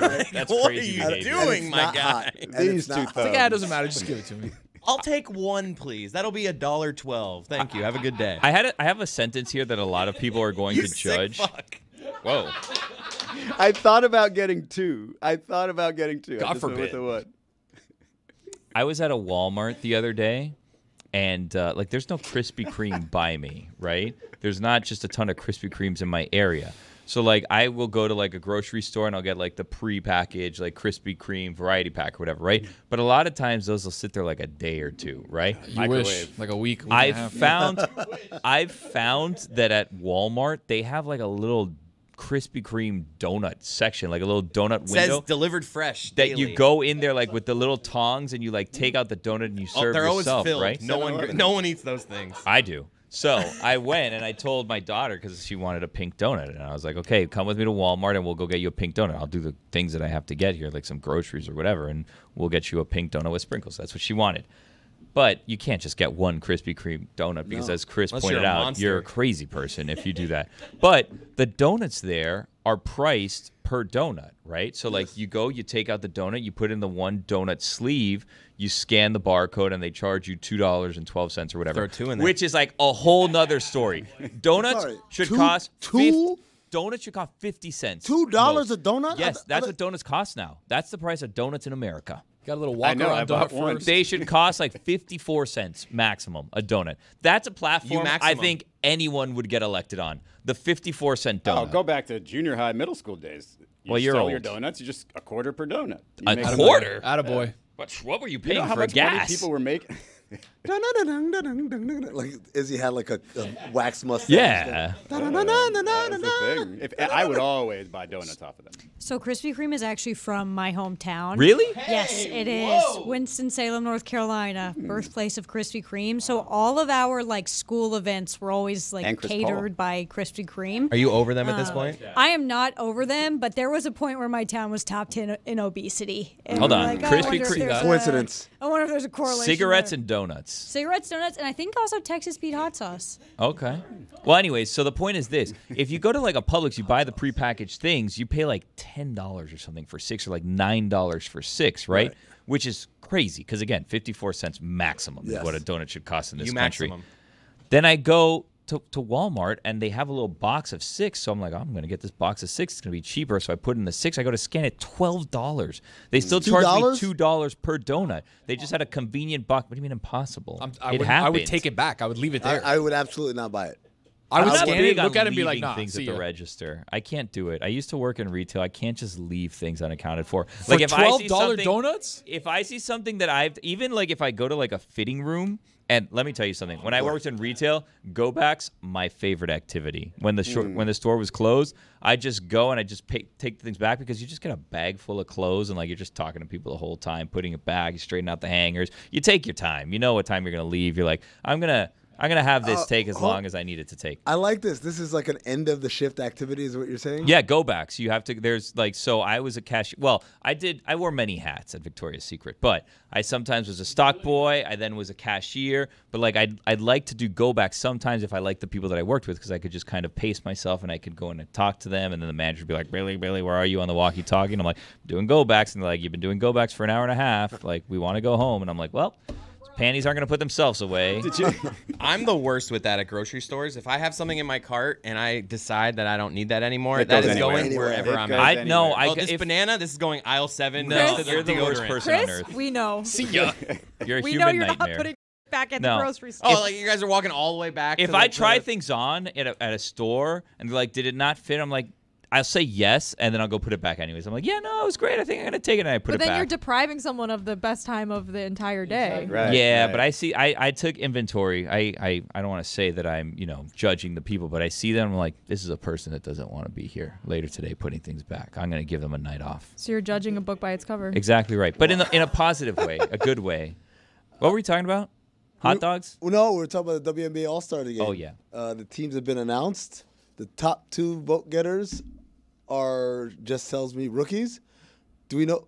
No, the top 2 vote getters were Caitlin Clark and Aaliyah Boston, I think, was the second. Teammates. And then Asia Wilson. The thing that was confusing, so, like, I tried to vote for, or I think I did vote for an all-star team, and I just pick all Notre Dame players. That's, like, the only thing I do. I'm like Skylar Diggins 10 times. Yeah. Didn't vote enough because she didn't make it. But you could vote for players that were already on Team USA, even though they were already going to be at All-Star, because it's Team USA versus the WNBA All-Stars. So that's very confusing, because then I assume that people voted for, like, or didn't vote for people that made the Team USA team because they already knew they were going to be there. I don't understand how any of that works. This is a little confusing, yes. Why wouldn't they just take off those names from the ballot?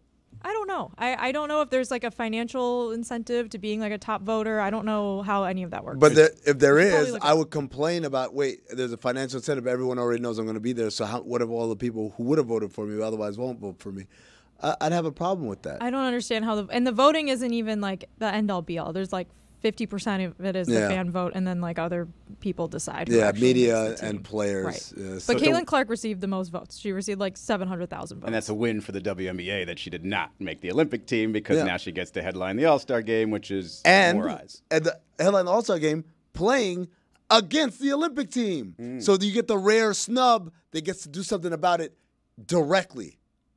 I honestly think the biggest selling point isn't even that. It's the fact that Caitlin and Angel are now going to be playing for the same team. And that's never happened before, even in the AAU circuit or USA basketball back when they were, teenagers.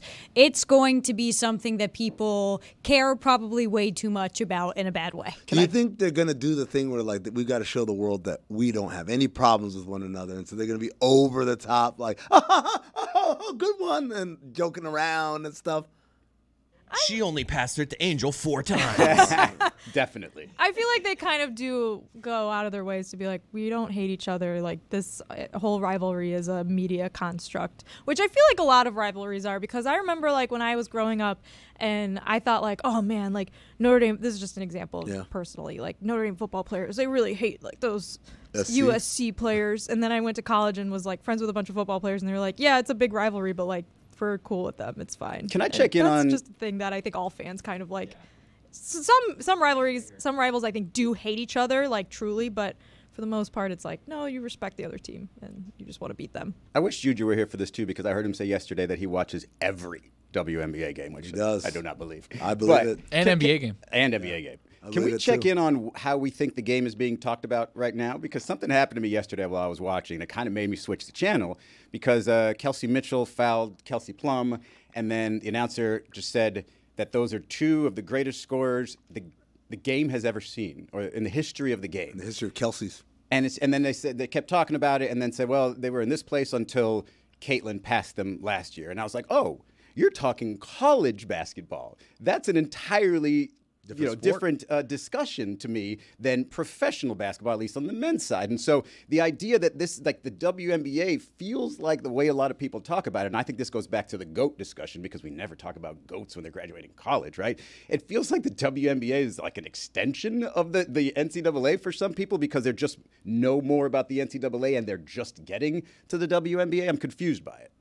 I think that like maybe I heard the same thing, and I've seen like different comparisons where they're like taking into account people's college careers like into the pros and giving it like a lot of weight, which I think is kind of trying to help maybe some of the new fans that are just now starting to watch because they were fans of the college game.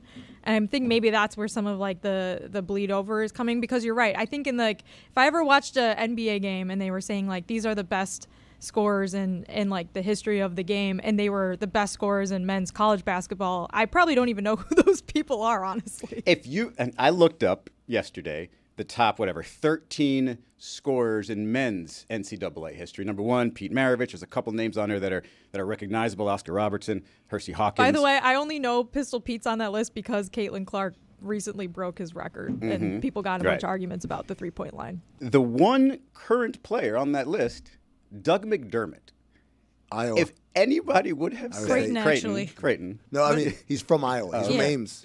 If anybody would have said in his rookie year or in his second year, one of the greatest scorers in the history of the game, without specifying college, people would have gone nuts. Like, what are you talking about? He just got to the league. We don't know if he can score with these people. And it's the same thing with WNBA rookies or young players. We don't know if they can score with these women yet. Give it some time. And so it feels like it's just more of the conflating stuff that I find confusing. And I just think it's unfair to, this is probably why some of the vets are upset. It's just like, wait a second. I'm actually one of the greatest scorers in the history of the game because I got a 10-year professional career behind me. I saw they were like comparing Caitlin Clark and A'ja Wilson's stats. So like on the one hand you have Caitlin Clark, who's by far like I think the best passer on the Fever by far, and like is shooting long threes in every game. But A'ja Wilson's averaging like 26 points per game, and I think like 11 rebounds or something like that. And Caitlin's averaging like I think 16 points per game and maybe like 6 or 7 assists and maybe 3 rebounds. I'm not sure. 5 rebounds. So thank you, Lucy. So I think it's like a little unfair to even like set them up because you're comparing like a rookie who's very, very good. Not saying that she's not great, obviously, but A'ja Wilson is like really on another planet. Like she's having an insane season. She might break the record for the highest points average of any player in WNBA history this year. And this isn't a knock on any one person, one announcer, one analyst. I just feel like it's kind of all kind of happening that way. It's just kind of lumped in together, except when I hear, certain conversations like some here on this show. Ooh. Are we doing a good job? That sounds yeah, I mean, look, Juju, I mean, you guys know what you're talking about. It is what it is. It's obvious. And not to say that the announcers that are calling the game don't know what they're talking about. It's just about how we're talking about the game, how we're introducing it to new people, perhaps. Shouldn't we, if they already know the young players who are bringing their eyes there, then tell them about the other people who have already been here and say, hey, these are also great players who have done these amazing things, and maybe we get that balance that we're looking for. I do think it's probably to like maybe give like a little bit of credit to the people calling the games. It probably is hard because they want to make sure that the people tuning in for the first time get what they're coming for, which is like Caitlin Clark and like the Fever and like the things that they're like. The Fever have obviously become very popular this season. Aaliyah Boston and Kelsey Mitchell also received a ton of All-Star votes. They were All-Stars last year, and Aaliyah Boston was Rookie of the Year. But like the amount of people voting on the All-Star game like quadrupled, I think, since last year. Who was the player that? Sorry to interrupt. Who was the player that Caitlin dropped? She missed the shot. But she dropped somebody? I think it was Rebecca Allen on the Mercury. Yeah. I'm not sure. It was on Sunday, right? I got the chills when I heard that call, and it was my guy, Mark Jones, saying he dropped her like a diss track. Yeah. And I was like, thank you. Thank you, WNBA, for giving me that moment. Because if she would have made the shot, it would have been an all-timer. Crazy. Gotta hit the J. People would have gone insane. But I do think like the announcers are trying to strike the balance of like, we know there's like new fans here that want to hear about Caitlin Clark and all of the things that comes along with that. But at the same time, like, yeah, the Fever are not one of the best teams in the league. They are playing a lot better, but the Aces are still like far and away much better than the Fever and have much better overall talent and are just playing at a different level right now. Back in my day, Tony, what they used to call it, $1 million move? 10-cent shot. 10-cent finish. That's how we used to do things back in my day. I think there's also a pressure probably coming from their networks and their employers, where it's kind of like how we always see First Take talking about the Cowboys. It's because there are ratings that follow it. They're probably saying, hey, you need to talk about Caitlyn. We need to have Caitlyn segments in SportsCenter, and they need to be kind of the focus of the halftime show. I'm sure it's I don't have a problem from. with that. Just specify. in-game- Just say college. Just say one of the greatest college scores ever, and now transferring that into the NBA. And also, to be clear, when you're the announcer calling the game, like in a studio show, yes, we have a limited number of topics, and what we talk about is what's on the screen. I'm calling the game. Caitlin Clark's in the game. I don't have to talk about her. Right. If people are like, oh, you came for Caitlin Clark, she's right there. See it? Right there, run up, yep, now she's running back. I could talk about whatever. So the idea that even the commentary has to be in this weird kind of prism is sort of silly and ridiculous. Also, I looked up the top scorers in women's college basketball history. 10 of the 13 have played like in the last 15 years. And 3 of them were on the court last night. Salute. Happy birthday, America. Start of the day, start of the day, it is your start of the day. Start of the day, start of the day, it is your start of the day. Start of the day, start of the day, it is your start of the day. Start of the day, start of the day, it is your start of the day.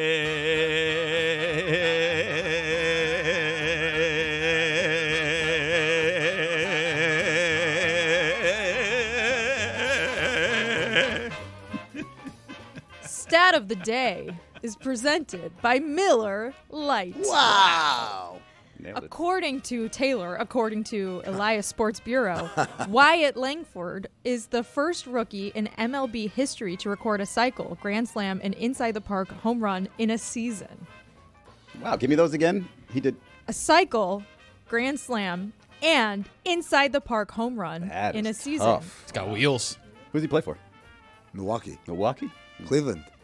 Milwaukee. The Tampa Bay Rays. Rangers. Oh, close. There you go, Billy. Close. Good job, guys. I was And in the that's ballpark. baseball talk. And stat of the day. Yeah. Inside the ballpark home run. He gets it. Brought to you by Miller Lite. Yes. Presented. Great taste, less filling. It's Miller time. Do you think brands don't like it if you use old slogans? Like, is there a problem? Like It's Miller time is still. It's their always slogan. Miller It's time, always baby. Miller time, It's always okay. Miller time. All right. Especially on July 4th. Good to know. Always has been. 4th of July. Is it 4th of July or July 4th? The 4th. It's both. 4th of Do you July. guys do anything for 4th of July? Like with your families? Do you go somewhere for fireworks with your kids? Little or like staycation, Fort Lauderdale Beach for me. I okay. got to tell you, Jess.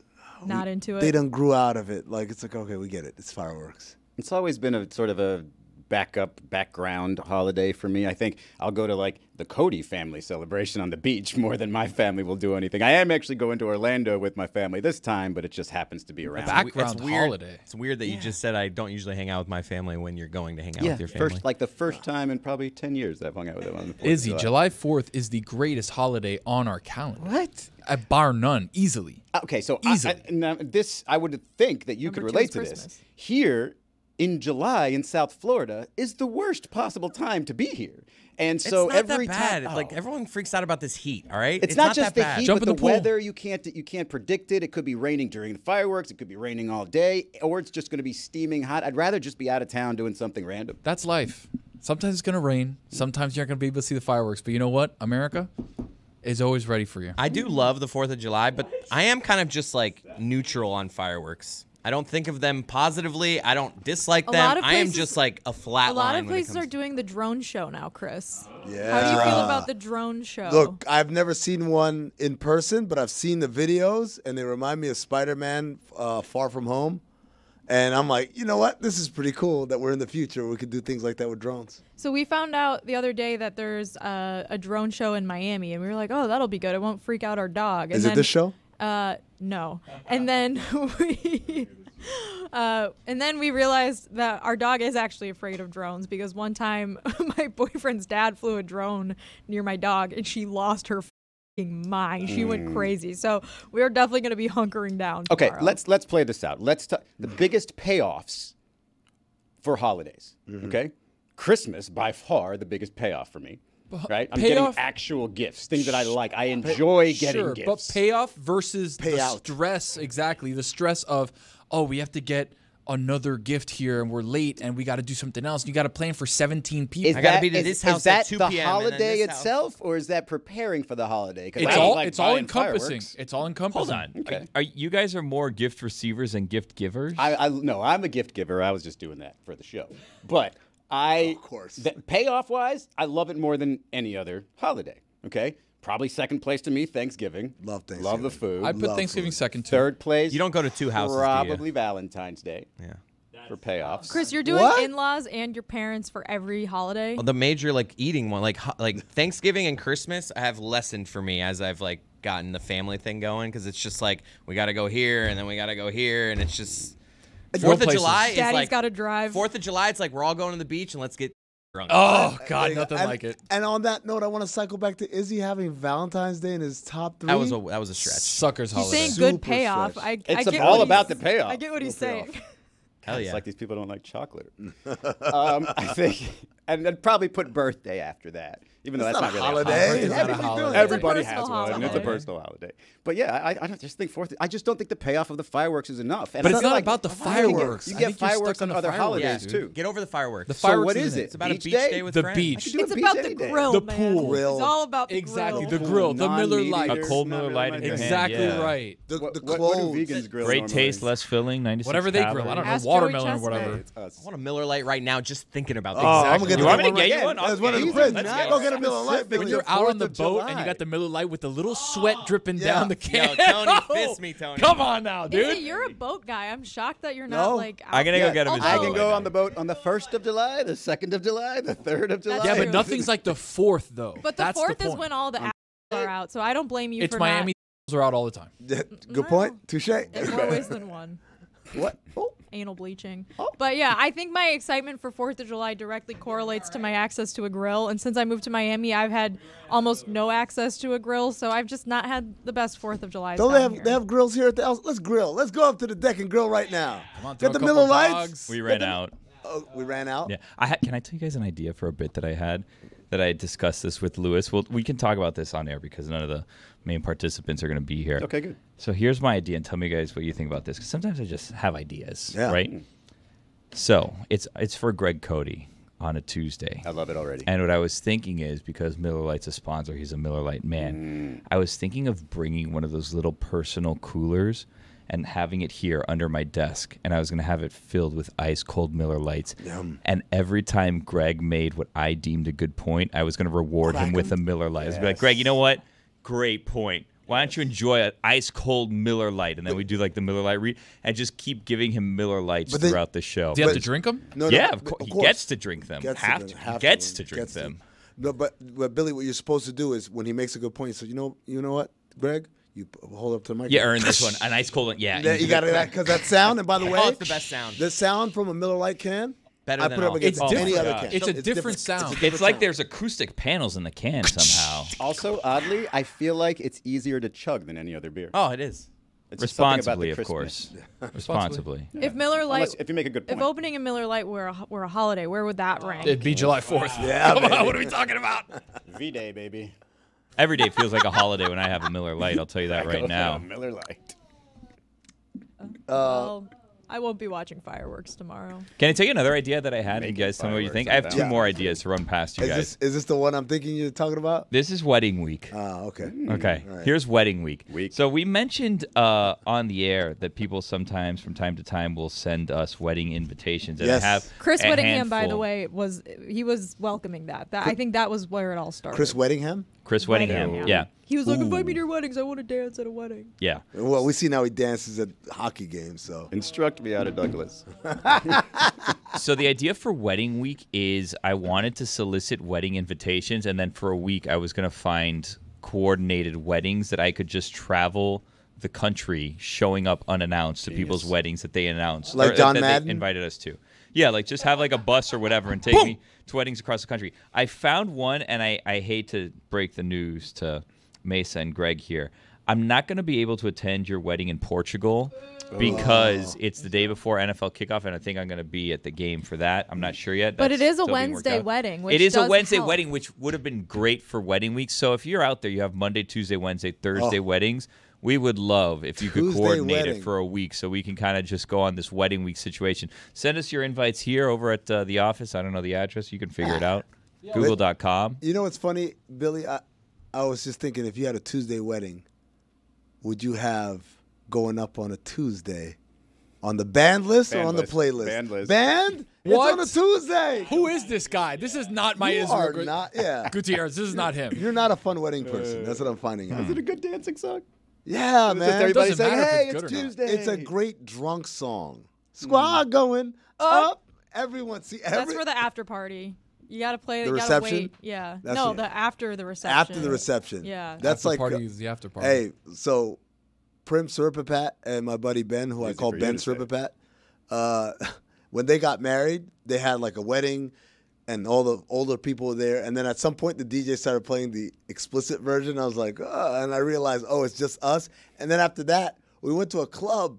And Gojo was with us till like 5 or 6 in the morning. He had 7 a.m. radio. Was that with Stugotz on Stugotz. a Sunday? He's a legend. He missed the show because he was at a wedding. Was it that one? Yes, that That's was the one he one. no-showed? Yes. By the way, when we were talking about the hot dog eating contest, I think Gojo called one of the hot dog eating contests. I think he did a COVID year when there was no crowd, and Yeah, it was just 2020. him and one other like Yeah, I remember broadcaster that. in like a closed building where they did the hot dog eating contest. We were so desperate for sports because like most of the sports hadn't really restarted yet. I remember just being like, "Oh my God, there's an event today. I'm gonna watch this. I'm so excited for 4th of July." That was back when we were clamoring for the Valero. South Korean baseball. Like 3 of you nodded. I don't think you guys even get that reference, do you? Yeah. Claim for the Valero. Just being a good teammate. Valero That's what open. you're talking The about. gas station. Everybody knows. Ah, the Valero. We'll always have the Valero. You want my other idea? Yes, please. Joe Trillionaire. Oh, wait a second. Billy, we have a minute left in this segment. I don't think you can do Joe Trillionaire justice in 60 seconds. Okay. Oh, I Never think- mind, then I won't tell you.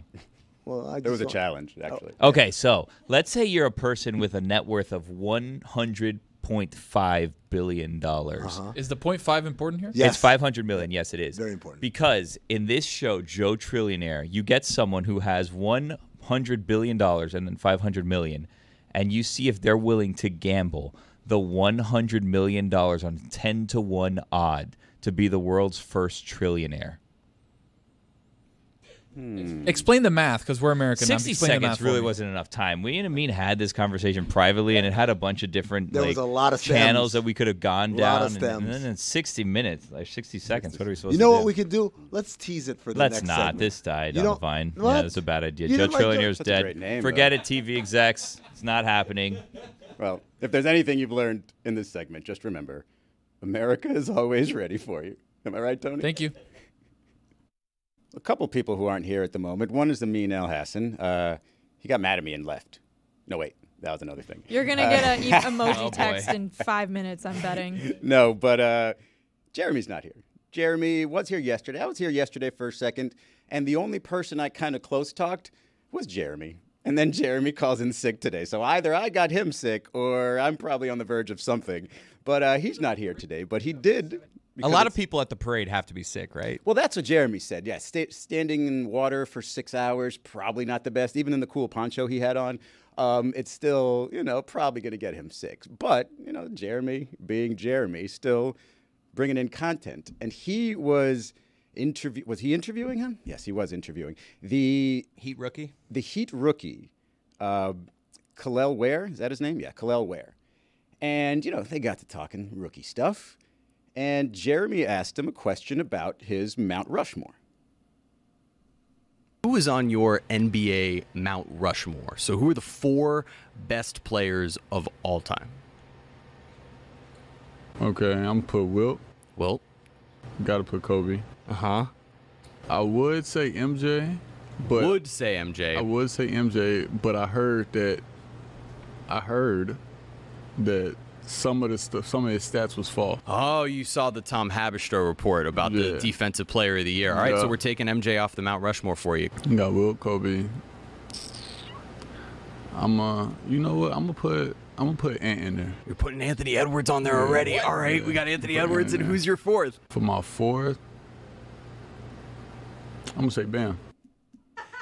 Do you think the Heat? I'm gonna say damn. Did the Heat regret their pick after hearing that clip? There are certain things that you hear a young player say. I'm legitimately serious here, Chris. It makes me wonder about the rest of his career because there's a couple of things. All right, it's a couple of things, right? Wilt right off the bat. When you go Wilt on the all-timer, that's the first one that comes to mind. It starts at maybe you're nuanced. Maybe you get, oh no, this guy definitely going to go with numbers, whatever. And then he goes, gotta go Kobe.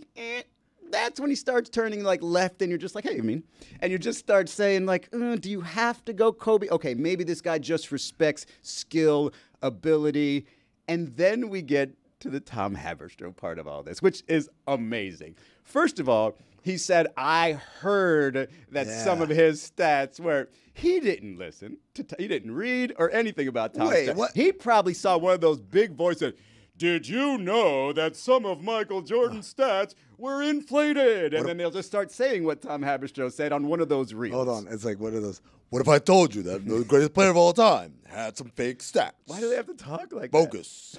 That guy's good though. His voice is good. So that's number one. But to drop Michael Jordan from, as he said, he would put him on there, but because some of his steals were inflated. Hey, man. Steal stats were inflated is enough to take him off entirely, even though he didn't have two ready to go after that. He had to really think about it. You're burying the lead, which is that LeBron James not on his Mount Rushmore of best NBA players. I thought the lead would be maybe Jimmy Butler should have gone over Bam because, you got to work that locker room properly. I'm gonna tell you exactly how the thought process went.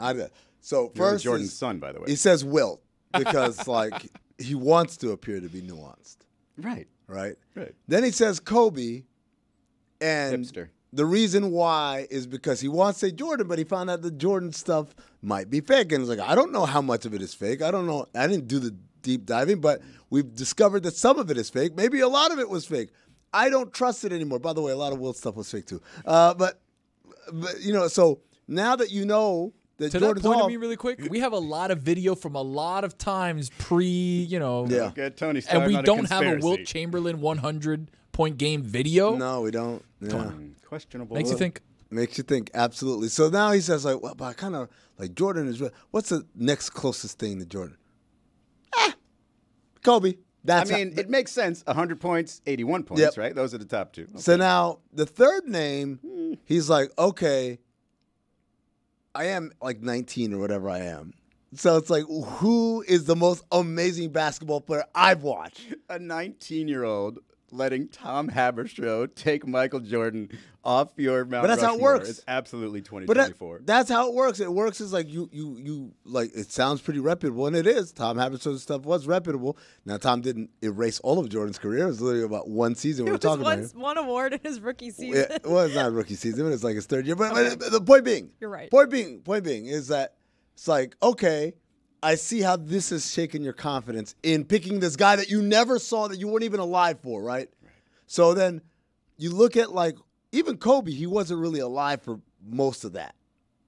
2016 was Kobe's last year. This kid is 19 now. That means he would have been 11, 10. And so it's like, okay, these are still like the things of a child. All right, so who have I watched? But he's got to go Kobe. Yeah. Who have I watched? Anthony Edwards. And he looks amazing. Kind of looks like Jordan. Yep, without the fake stats. And then he realizes I've gotten the three. Oh, I just said a current player that's not a teammate of mine. I need to pander. I need to pander hard. Not Jimmy. For my employer. Well, you go with the guy who's around. No, you go with the guy, who's and this around. is pretty telling. You go with the guy who the organization is telling you they're building around. Yeah. They're building around Bam's timeline. Exactly. Not that other guy. Now, I would have thought he was going to say Dwayne Wade. Over Anthony Edwards, maybe? The guy who's actually had a career? Yeah, but no, he didn't think of pandering until the end. Mm-hmm. That's why. That Bam was a pander pick. Imagine a world where it's like pretty consensus that right now Bam Adebayo is one of the 4 best basketball players of all time, when Dan had a list from Stan Van Gundy not too long ago that had him as the 13th best center in the NBA. What a time. That was not Stan Van Gundy. Sorry, I'm sorry. I got We're confused. still getting to the Detective Tony's on it. He hasn't figured out yet who's Sorry, list it Billy. I don't was. want to I'm get still you in working trouble on any the further. 1962 video because we have a lot of video from the 60s, including 1962 NBA Finals, Game 7 Lakers versus Celtics, but yet no 100-point game. Wow. And then in 1969, we have that video of the moon. And like, was that real? We Was it saw not? Who Kennedy knows? a couple of years later. Well, a couple years earlier. Earlier, I'm saying later after the after the 100-point game. 100-point game. Why don't you stop thinking? Billy, that's exactly what you'd want me to do. Yeah. Which is why I'm not going to. Someone's got to get to the bottom of it. Got a little bit more insight into how the J.J. Redick thing's going to happen. Did you see he built his staff a little bit? His assistants? Who's he got on the list? 2. Some names I recognize. Absolutely recognize. 2. When I saw the names, I was like, you know what? I judged too soon on the J.J. Redick hire. Okay. Luke Walton? No. That would be amazing if Luke came back one more time. Scotty Brooks. Scotty Brooks, yeah, there you go. And this That's guy, Rivers? the most important hire in the entire organization, Nate McMillan. Wow, That he is a went heck not of a one get. but 2. Okay, so I like to call these guys the Miller Lite crew. Hey, crisp. The Miller Lite 96 crew calories. are great taste, less filling, right? The Miller Lite crew are the guys that were head coaches. And now what they do is they sit in the coaches meeting and they say, "I wouldn't do that if I were you." Like that's and as they crack open a Miller Lite, like I wouldn't do that if I were you. You need that. Every first-time coach needs a guy like that. How do I get that job? Do I have to be a former NBA player? I'm going to work so hard just to become an NBA player just to get that job. That sounds amazing. I think, Jessica, the key is there's one of these in every profession, by the way. Every profession has a guy or a girl, right?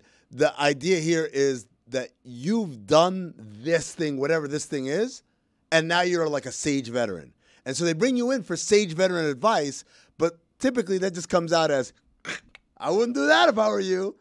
But then also, do we have one of those? Is it Stu? Should we It's get got to one? be Stu, oh, right? come on. Is it I think Stu it's Greg here? Cody.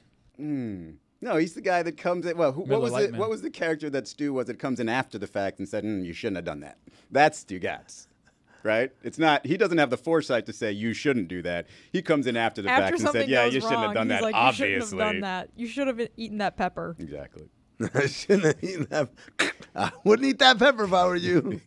6 days later. So to have 2 of those guys is pretty impressive. Now, what if I told you, Izzy, that's not the biggest Laker news to come out? told you that wasn't the biggest Yeah. Wait, what if I told you that that wasn't the biggest news to happen to the Lakers? What Ballsy. Bronny's contract has come out. That's gonna be exciting. To Y'all watch. ready for this? Bronny's contract. We know it's multi-year, right? We knew it was guaranteed. It's 4 years, $7.9 million.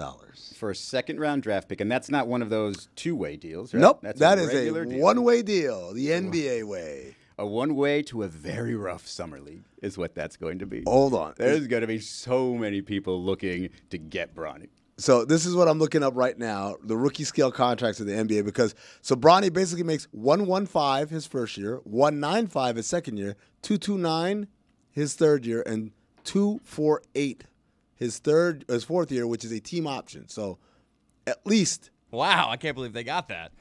now listen to this. The number 30 pick in the draft makes $2.1 million. So that's the last pick in The first last round? pick in the first round makes a total of what's that? 2, 4, 6, 7, 6, 8, 6, $9 million through 3 years. Bronny is making 7.9 through 4 years. By the way, this is why I already feel bad for him. He also is taking a pay cut from his NIL. I want to let everybody know that too. Lest you think they're like, oh, they're just giving him money. He could have been making more. Stayed in college. Maximum. I feel like now this is to the second round pick exception is the contract, right? So this is a new thing in the new CBA that allows you to pay your second round picks, but it just feels very comfortable. I kind of know how the internet is going to treat this. How? It's kind of predictable. They're going to be looking for him to fail. I'm curious how other NBA players. There's been a lot of Bronny defenders out there. Really? Wow, did you watch the draft, Chris? Not- ESPN spent an entire segment where unanimously, everyone, what's so wrong with it? What's so wrong with it? You tell what's so. Oh, I don't know why so many people say something wrong. That's not how the internet works, though. But Come on. There's a lot can of agree- Bronny defenders on the Can we internet. all agree it's going to be split at least? I mean, geez, like it's going to be rough. It's going to be very nasty from a lot of people. I agree with you, and that's why I kind of like, oh, But what about the God, players? It's going to be rough. Like, how are like the G League guys, and like, if he gets into game, like, how are they going to treat him? The G League guys that he plays with or plays against? Both. The ones he plays against, it's open season. Yes, They are going absolutely. to dog him. Yeah. 100%. It's gonna feel like high school all over again. I'm like, oh, that's LeBron's son? Like, is it going to be so much? Let's that go. Are we going to hear from LeBron on this? Like, back off a little? Like, is No. it going to be that? Like, Wait, you've got people in the summer league learning just now that that's LeBron's son, and they're about to wait a second. This guy. Who number 9? That's LeBron's son? Oh, I got him. Yo, summer Tie him league up is gonna. extra tight. It's gonna be Barbecue interesting. chicken. Do you think that Bronny's going to wear James Jr. on his jersey the way he did in college? it said when he held it up. Like, It said James Jr.? Yeah, James Jr., number 9. I would have gone James. I would, I'm too. old man. The NBA has to love this, right? They love this. Does This Ja- is amazing. Every second of it. Does LeBron go James Senior like Marcus Morris Senior? You can sell more jerseys. This is the first time I will allow a senior. Like everyone else? Nah. We're joined now by Matt Barnes. He's a co-host of All the Smoke with Steven Jackson. He also is an NBA champion, a longtime NBA vet. And Matt, you are the father of twin boys who are pretty good basketball players. Saw them out in Section 7 out in Phoenix, putting up highlights. So I got to start here with the Bronny James news. His contract came out. It's 4 years guaranteed, $7.9 million. And I guess, how do you think Bronny is going to be received by opponents? First of all, in Summer League that starts in about a week. It's going to be tough sledding for a while. But I think the overall situation is incredible. You know, as you mentioned, a father with sons, I would have given anything to be able to play on the same court in the NBA with my son. So I don't care what anyone says about how he got there and what's going on. I love the fact that he's there and he's getting an opportunity to play with his dad. But I think at this point now, it's on him. You know what I mean? He's got the contract, he's got the security, he's got some money to go with it. And now it's about him and his game and what can he do when he's out there to produce. But I know he's been working all summer with Chris Johnson, who's the same trainer that trains my twins. And I think if Bronny sticks to what he's been doing this summer, I think he's going to have an opportunity to continue to develop each year. And around year 3, year 4, I think he's going to be a very solid contributor to whether the Lakers or, wherever else he may be. Matt, what is it with basketball playing twins these days? You got your twins, Eddie House's twins, Carlos Boozer's twins, the Thompson twins. I mean, what's going on? We were all around the same time, drinking the same alcohol, smoking the same. Something must have happened. All right. So, but Matt, but my question was, how do you think he's going to be received by opponents? Yeah, I think it's going to be tough sledding. I think obviously there's going to be fans that wrap their arms around him and embrace him. But we all know, being in this game, whether it be media or the actual sport, the hate is always louder than the love. Mm-hmm. So I think there's going to be a lot of people who are going to be taking shots and disrespecting him and his game and his family. And unfortunately, that comes with the territory these days. But I think he'll do a great job, as his dad does, of blocking this out and understanding, hey, I've got an amazing opportunity. My dad is the one that kind of put me in this position, but now it's on me to improve. And I think he has the work ethic of his father and obviously a high IQ. So it's going to be tough for a little while, really until he gets out there and proves himself. Have your sons experienced that? If so, how early and how did you walk them through that experience of guys going, oh, that's Matt Barnes' sons? Oh, we're going to go at him and I'm going to make a name for myself by showing up the NBA players' kids? That's why I know it's going to be tough, because I wasn't even in the same stratosphere as LeBron, and my kids started getting it at 8 years old when I retired and started coaching them. Parents cussing at them, kids going at them extra hard just because I was their father. And I think it made them the tough kids and mentally strong kids they are today. You know, we've been facing it, and I'm sure Bronny's been facing it, you know, as long as he's been playing basketball. You know, obviously NBA dads, and this is a plug because we have a hoop dads coming out that we just, did a deal for. But, you know, being the sons of NBA athletes isn't easy. I mean, obviously it comes with a lot of luxuries, but it comes with a lot of, you know, disrespect and jealousy and hate. So, my kids started facing it at 8 or 9, and again, I think it's toughened them up to this point, and that's why now when they're on the big stage, they don't shy away from anything, and they're ready for everything because they've had parents and kids alike cussing and disrespecting them since they were 8, 9 years old. Matt, I'm curious what you thought about the moves made in Philly, particularly with Paul George, because most people, it's almost like the Celtics. You weren't going to pick them until you saw them do it because of what the Celtics probably, close game situations. With this team, it's health, especially for Joel Embiid, and now I guess you could throw Paul George in that situation. But if all you're saying is, hey, they got to get lucky with health on Joel Embiid one time, isn't this kind of top of the East, like, disgusting team? This is definitely a team right up there with the Celtics. When you look at Embiid and what he's been able to do the last, over his career, but really probably the last 3 years, the way he's been playing and putting up MVP numbers and really dragging this team as far as they got, on one leg. My biggest thing with him is obviously, just like you guys said, has always been health with Embiid, and can he play enough games during the season to, whatever, register or qualify to receive awards, but also still have something in the tank to get his thing through the playoffs. Obviously, Paul George, really happy for Paul to be able to still get that kind of money. But a unique skill set. They can do it on both sides of the ball, and someone that's definitely going to take pressure off of Embiid. And then obviously the emergence of Maxey. We can't overlook what he's been able to accomplish in his growth over the last handful of years, and putting himself as one of the top young up and coming point guards in this game. So, on paper, everything looks good on paper, and we have to see how it works on the court. But I think overall, the biggest thing for them is going to be able to maintain health amongst their 2 stars, or 2 out of their 3 stars, Embiid and George. And if they're able to do that, you put them right up there with the Bostons. But, obviously Boston got it over the hump this year. So, they've got that experience. They've been to the finals a couple times, and they finally won it. So, I mean, again, on paper, things always look good, but until you actually get there in the playoffs, in those Eastern finals, and get over that hump to the finals and actually battle in the finals, you have no clue what it's like. Speaking of looking good on paper, the Knicks were really excited to get Mikal Bridges, but in the process, they've also lost Isaiah Hartenstein. How much do you think is that going to hurt them, or do you think they're just overall better because Bridges fits in with the rest of the guys? I think Bridges is a good fit for that team. Thibodeau runs guys to the ground, and he's someone. Bridges has always been someone who's played high minutes. Anytime you can reunite 4 guys that played in college together, that's amazing. And it was a great story last year. But, as you guys mentioned, losing Hartenstein, and although his numbers didn't blow you off the page, I think he was 8 points, 7 rebounds, or 8 points, 8 rebounds. His presence, his energy, the little things he did, he was a great glue guy for that unit. And with Robinson and his injuries and knee injuries and his inability to really stay healthy, Hardenstein was a critical part to that run, his toughness, and all the other attributes he brought to that team. So although you definitely gained Mikal Bridges, who's anywhere from an 18 to 25 point a game scorer, you lost a big part of your defensive and really team identity, because that's what Hardenstein embodied.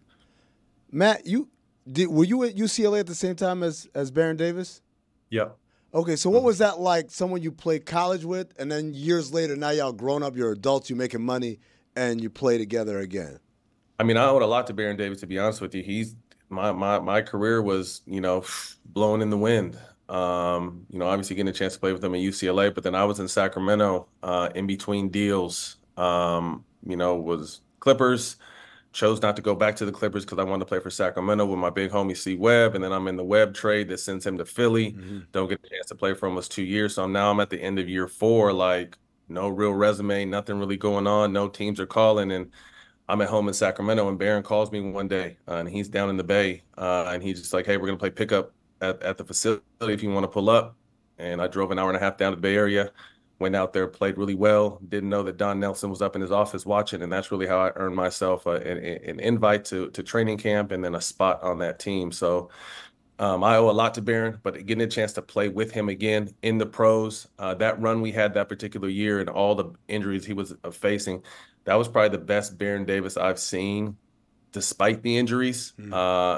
And maybe in my life, that run he had going into the playoffs and in the playoffs, where every single night, no matter who we played, and that was with Dirk as MVP, Barron was the best player on the court every single night. So getting a chance to play with him again was special, and I couldn't imagine being able to add a Jerron Rush with us, or a Jerome Moise, or a Dad Zurich, or Earl Watson, guys I also play with the UCLA, because when that college chemistry is different than the pros. It's that real homeboy, real tight friendship, and to be able to carry that into the NBA, it would have been special. So I know there's some great chemistry going on over there in New York, but again, obviously to lose Hardenstein is a tough knock, but Randall will be back, and we'll see what they're gonna do at Randall, and if they can activate him, the Knicks are gonna be a very strong contender again. I totally see what you're saying there, and I get that. And I don't remember who it was last year during the playoffs that said at some point the Knicks are gonna get back to irrelevancy pretty soon for another 15 years or so. But isn't it possible? Because I watched those Villanova teams. Never once did I say, man, keep those guys together. They're winning an NBA championship, right? Like, isn't it possible that a few years from now the Knicks are going to be like, man, we really just put together this college team and thought that was going to win a championship? I mean, they could be riding on momentum and high hopes. Obviously, Brunson's ability, I think, has shocked a lot of people, but now it's expected. He's put himself up in the upper echelon of this game. I don't know what's going on with my background. Forgive me, guys. That looks great, actually. I love it. You look like a saint. Incredible. But sometimes when you play with great players, that brings the best out of you. And this is no knock on Hart and DiVincenzo, but those guys played a lot better than we had seen them play up to this point in their career. You know what I mean? And that I think that had a lot to do with Brunson and being in the flow and being comfortable and confident. So again, you bring Mikal Bridges over, and like you said, Izzy, I mean, this is not a team you would have saw in college. Like, man, if you get these four on the same team in the NBA, they're going to win a championship. But, you get these four now with the way they're playing, the confidence they're playing with, the system they're playing in. They're getting a ton of minutes, and you add some pieces around them, whether that's going to be Julius Randle or you trade Julius Randle to get some other quality pieces. I mean, those four guys can play some basketball, but as far as, just those four guys getting them over the hump into the championship, that may be a taller task than I think they're ready for. But you never know. I mean, again, everyone doubted Jalen Brunson and what he's been able to do now. So I don't really doubt him as an individual. I just think they're going to need to add some more pieces to those four guys. How surprised were you that Clay actually left? I think we all expected it, but it still felt like a surprise when he left. It's hard, man, because getting a chance to know Clay over the years, and then playing with him and knowing how much basketball means to him and how much he loves this game and the kind of work he puts in. He's always kind of been the unsung hero it's been overshadowed for those teams. Steph is the greatest shooter of all time, but Clay's right there. Draymond was a huge defensive part of that team that held everyone together, but Clay was doing the thing on the defensive end, taking all the pressure off of Steph before Clay got healthy or hurt, guarding all the best players. You insert KD, the one guy that takes the biggest sacrifice is Clay. So I think Clay has kind of always been the unsung hero of that team. One of the greatest shooters of all time, could be arguably the best catch and shoot shooter we've ever seen. But unfortunately, injuries have played a big role, towards the end of his career, which, obviously not having him be the same player he was, it's tough, the whole thing last year was, is this team going to stick it out and ride it to the wheels fall off, or are they going to have to make a move? And they've decided to make a move. So you always hate to see someone like Clay go. Again, an integral piece of those four championships, one of the greatest shooters of all time, first ballot Hall of Famer. But it happens. And to be able to go to Dallas, I think, is a great situation. We all kind of thought, hey, if he leaves, he's going to go to the Lakers back home where his game played. But I think he was still thinking basketball. And to me, the better fit is Dallas. You got two incredible guys with the ball in their hand, and they need spacing. And now that's going to open up the floor more with Clay. And it also takes the pressure of being the second scorer, because I think, with all due respect, as good as he still shoots, I think he's more of a third scorer now, but still someone that can give you 18 to 20 points a game. So I know he's going to have a huge chip on his shoulder and ready to be a big part of what Dallas has, hopes to accomplish next year. But on the flip side, Dunleavy's had a tough run up to this point, man. Dunleavy has had a tough run. I mean, for him to make the trade with Poole, to get CP, to a year later wave CP, to lose Clay. I know Warrior fans out here are wondering like, what the hell is going on? We miss Bob. We want Bob back. But Bob got out. Bob did this is the thing. Everyone's like, oh man, like Mike Dunleavy's not as good. I'm like, why do you think Bob left? He saw all this coming. It was on the horizon. He saw what was coming. He didn't like his from what I heard. He didn't like his hands-on as the owners were, doing the basketball things when, that was what was Bob's job. So Bob definitely kind of saw the writing on the wall and got out at the right time. And, obviously Dunleavy, a former teammate of mine, great basketball mind, kind of got into a tough situation. But since he's been there, no matter whose fault it is, he is the guy that's making those, or allegedly making those decisions now. So again, to start off with the CP3 trade, to lose Poole, to only waive CP the next year and lose Clay. Right now, it's not looking good on Dunleavy's resume. So it'll be interesting to see if they pull any moves off. You're hearing marketing, and a few Levine and other guys like that. So it'll be interesting to see what the Warriors are able to do come free agency, or before free agency is up. Yeah, real quick, Matt. On that note, what are you intrigued by? What type of player would you be intrigued by seeing next to Steph Curry now that Clay's not his sidekick anymore? It would be it's interesting. I really like Lauri Markkanen. I think he's a big stretch four that has improved his game year by year, double machine that can score. So obviously, you add some size, with them and someone that can still shoot and make plays. But Steph is getting older, so my question is like, who is going to be the guy that's going to be able to take some pressure, some scoring pressure off of Steph? And, I think that's the same focus and lens that Golden State is looking at now too. They were hoping it was going to be Paul George. That didn't happen. So, you look at, the DeMar DeRozans, the Zach LaVines, the Lauri Markkanen, you got to have someone that can put the ball in the basket, because right now, if I'm not mistaken, Steph will be 36 next year, or he may be already 36. So he's still great and still has more in the tank, but he definitely is going to need some help on that scoring side of the ball. All right, Matt, we done spent enough time talking about serious topics, real stuff happening. I want to talk about Clip. I want to talk about Clip because it's the greatest comedy on TV. Oh, man. Unintentional comedy. Man. And for those that don't know, they made a TV show about kind of Donald Sterling owning the Clippers, having to sell the Clippers because of the tapes of him saying all types of wild racist. And so they cast the show very interestingly. I would say my man Al Bundy playing Donald Sterling is doing a great job. Yep. Cleopatra Coleman doing V. Stiviano is doing a great job. Great. But then I think the budget ran, and then obviously Lawrence Fishburne as Doc. But then the budget ran out. Yep. And they said, we got to get the rest of these players. I got this roster in here. So, Matt, before you talk about the show overall, how did you feel about the casting call for your character, for the guy who plays you? Sharunas is cool. I know Sharunas.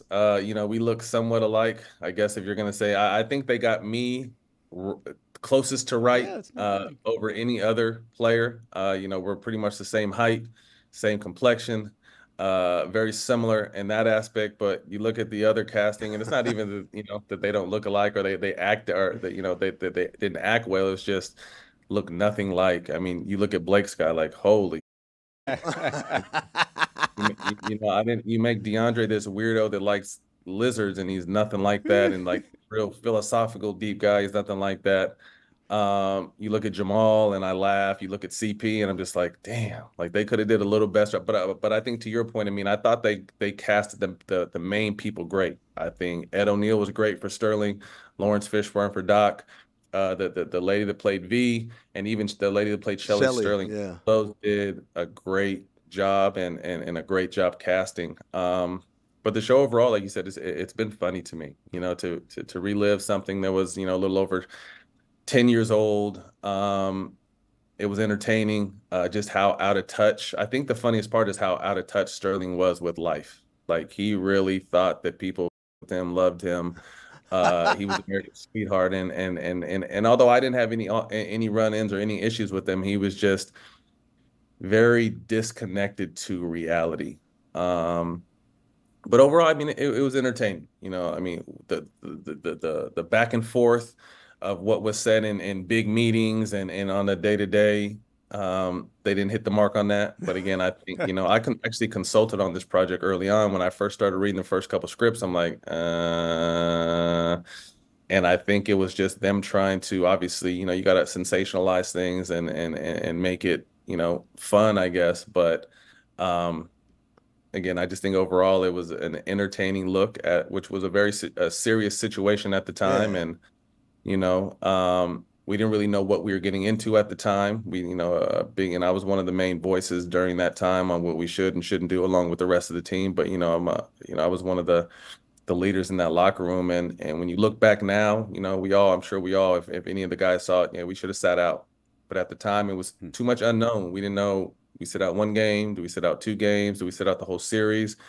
And keep in mind, we felt like we had a team that could win a championship that year. Right. We were one of the best teams in the league during that time. And this is right before Golden State's rise to, the start of their dynasty run. We were the last team to beat them before they went on their dynasty run. So we knew our window was closing because we had a young, very talented Golden State team behind us. So I think there was too much unknown for us to really, really make a huge statement. And again, it was such a spur of the moment. It wasn't like we had time to think about it. This is in between games. It happens. You know what I mean? So It's just like we came together. We thought of a little BS plan. We knocked it out because at the end of the day, as one thing they portray, we were never playing for Mr. Sterling. We were playing for everyone in that locker room and our family and our fans. I have so many follow-up questions, but going off of what you just said, what in the last 10 years has made you change your mind about we should have sat out? Just getting kind of grasping, the magnitude, I think, of the event and things that have come since then that have been big, that people have kind of had some time to react and think and really, have a well thought out plan. Again, this happens in between games. You know what I mean? Like we really don't. We have 2 days to make a decision that's going to be, that's going to be remembered for the rest of our lives. So I just think understanding the magnitude of what's gone on since, and still, I really don't know what would have happened though if we would have sat out. I mean, do we forfeit those games? You know what I mean? Does Golden State sit out? Is it a win for Golden State? Like I said, there was 2, and you got to think Sterling wasn't banned until we got to the second round. So we sit out all those games and just say forget the season and let Golden State go on and play OKC. So again, I just think the uncertainty kind of left us puzzled, and we had to make a really quick decision. So the lizard thing was completely made up because that was one of those details that I'm like, surely this is based in reality. Why would they just add They a kept lizard going back to the it. Like play? they kept having him over and over again, stroking the lizard. The lizard, the braids. Like me and DJ were like literally laughing, and it's like I was like, was I high the whole time? I don't remember you have braids. Like, Matt, I didn't have braids at all. You know what I mean? So they had the braids and the lizard. They just made DJ weird, and DJ was probably one of the coolest, down to earth, laughing, joking. Obviously, you guys caught a glimpse of such a serious time, but that team had so much fun, like so much fun. And it was weird because we would have so much fun, but still had chemistry issues, which is crazy because we would all get along, mess around, have a good time, dinners, kids' birthday parties, hang out on and off the court, but we still had chemistry issues. But DJ in particular, I think they portrayed him probably the worst because it was nothing like who he was. Oh, I'll tell you who the worst was physically. Blake. Yes, it has to be. I'll tell you why Blake was the worst. Was not only because he don't look like Blake, but also he doesn't act like Blake. Like I thought for sure, if you're gonna cast someone to be Blake, he's gotta have that kind of funny asshole quality. And this dude wasn't funny at all. He was just kind of whiny, and I'm like, that's not really Blake. Yeah, I think obviously Blake. I think they missed the ball on those two the most. They made CP really serious. But yeah, I would agree. I mean, Blake. If you don't know Blake, I mean, on the outside looking in, people might think that's how Blake really was: stiff, uptight, no personality. But Blake is a comedic genius. He's hilarious. He talks in the locker room. You go back and forth with them. He's a great energy guy, and yeah, I would agree with his character. They definitely missed the ball too. But that's I think they got the stereotype of Blake's character right, because if you don't know Blake, you might think he's really stiff like that dude was. Okay, other than casting, what was the thing that they got the most wrong about the story, and what was maybe something that they nailed about it? Again, I think it's really hard to try to put, now that I'm in this space, try to get the car from each location, like where they were like trying to get to each important part of the story. And in that, I think they just had to make up a ton of dialogue. So I just think the dialogue dialogue wasn't it. I mean, we didn't talk like that. We didn't have those type of conversations. I think Doc was like the main consultant, so I don't really know how much input he really had. And again, this is not to shit on anyone who made the show, because I think it's hard trying to figure out exactly what was going on, what was said in those moments, and how do we get the story to each and hit each point. So I would probably say just the dialogue and the way we talk to each other was probably the biggest misconception. And then one thing they got right, I think, the way Doc shielded our team and was able to, allow us to focus on basketball as good as he could. And then I think my favorite part was just watching Ed O'Neill play Donald Sterling and how burnt out he was. That's my favorite part, too. I like the show. I had a good time, too. I watched it. I watched it. I enjoyed it. I fired up and smoked and just sat back and just like laughed like, yo, they really made a show about our crazy team. Man, it's got to be weird to watch someone tell your life story or part of your life on TV with different characters. But Matt Barnes, the show is All the Smoke. You can catch it wherever you get podcasts or right here on the DraftKings Network. Thanks a lot, Matt. Appreciate you. Thanks for having me, guys. Have a good one. My favorite part by far is Alvin. Because when I sent Alvin Gentry a picture of the dude that plays Alvin, I said, spitting image. Either him or Steph Curry, who's played by Dak Prescott. Right there. Steph's got to be so mad. Yo, come on, man. Guys, I was thinking the other day, what would be an album that you would want to listen to again for the very first time? An album that you love, that you don't skip on, that you're like, man, this album and these songs, these collection of songs are so good that I would love to re-listen to them again. You want to have that experience for the all very over first time. again. Right. And the reason I was thinking of that was when because you listen to them the first time, like, do you know what you're listening to, or do you have amnesia? Like, you got a Men in Black zap. So you're just you get zapped. You're you ever seen the movie Yesterday, where the whole world forgets the Beatles ever existed, and the only guy who remembers them? I never saw it. Was it good? It is good. It is pretty good, yeah. But, like, basically, he starts playing all the Beatles songs. Everyone's like, oh, my God, it's the most amazing music ever. You're like, yeah, it's the Beatles. And they're like, huh? Who? Yeah. I never saw it. So you're choosing to forget the thing you like the most because you know you'll experience it again for the first time. Not choosing to forget, but just, like, wishing that I could re-listen to the experience for the very first time. Because as you listen to an album that you love and you listen to it so many different times, you know all the songs by heart, like, you just love the album so much that you miss hearing those collection of songs for the first time. The reason why I was thinking of when that. you listen to it again for the first time, do you have like that first time feeling on some songs? You're like, I don't know about this one. And then they grow on you, But then right? they grow on you, and then you really love them by like the 10th time. So like you're what if listening. this time you don't like that one? Yeah, this time you're listening, you're like, oh. And also, like, when you go back in time and you listen to this for the first time, are you the same age you were the first time you listened to it? Or are you now listening to it with your current sensibilities? Back and you're just older now. Yeah, like, are you going to it with your current Nobody's sensibilities? going back in time. So, like, if you could go back in time to listen to, not actually back in time, you're still in the present, but mentally you're going back in time to hear this for the first time. So, like, you announced last week you're going to have a child, right? So when your child is born, you're going to have different sensibilities probably than when you listen to this the first time. Are you now listening to this as a dad, or are you listening to this as like 17-year-old Tony listening to Eminem album for the first time? No, I'm listening to it 30 seconds ago when I got zapped when I didn't remember the songs. Just great work. But you're thinking as a great person in follow-ups. 2024, not as someone in like 1998 or I'm whatever. thinking of me 30 seconds ago when they hit me with the flash. Yeah. But this and is then where I Billy re-listened to this it. is where Billy is coming from. You, Tony, are a different person than you were. I don't know what year you listened to this album, but let's just say it was in college. I don't know, Like man. the Tony feels hasn't that evolved you much, got if we're from being those honest. songs might not be the same. And so we need to know if you're chasing the exact same high, or you're just saying, hey, let's see if the high is going to be the same. And Yeah. are you literally high? Because chances are, if you heard it a while And were ago, you high you then? might have been. Yeah. Was not high, no. Are you high the next time? What's the album? Can we start there? The album that I thought about this whole conversation on was I Un guess? Verano Sin Ti with Bad Bunny. That was my guess. Really? Okay, but you told us that you listened to that album with your wife in Hawaii, but now you just are listening to it in your car in Kendall. So like maybe it's just Yeah, where are you when you're listening gonna to it the it's a second time? Do you totally get to different choose experience. the location? I can choose. Are you on vacation again with your wife? I could be.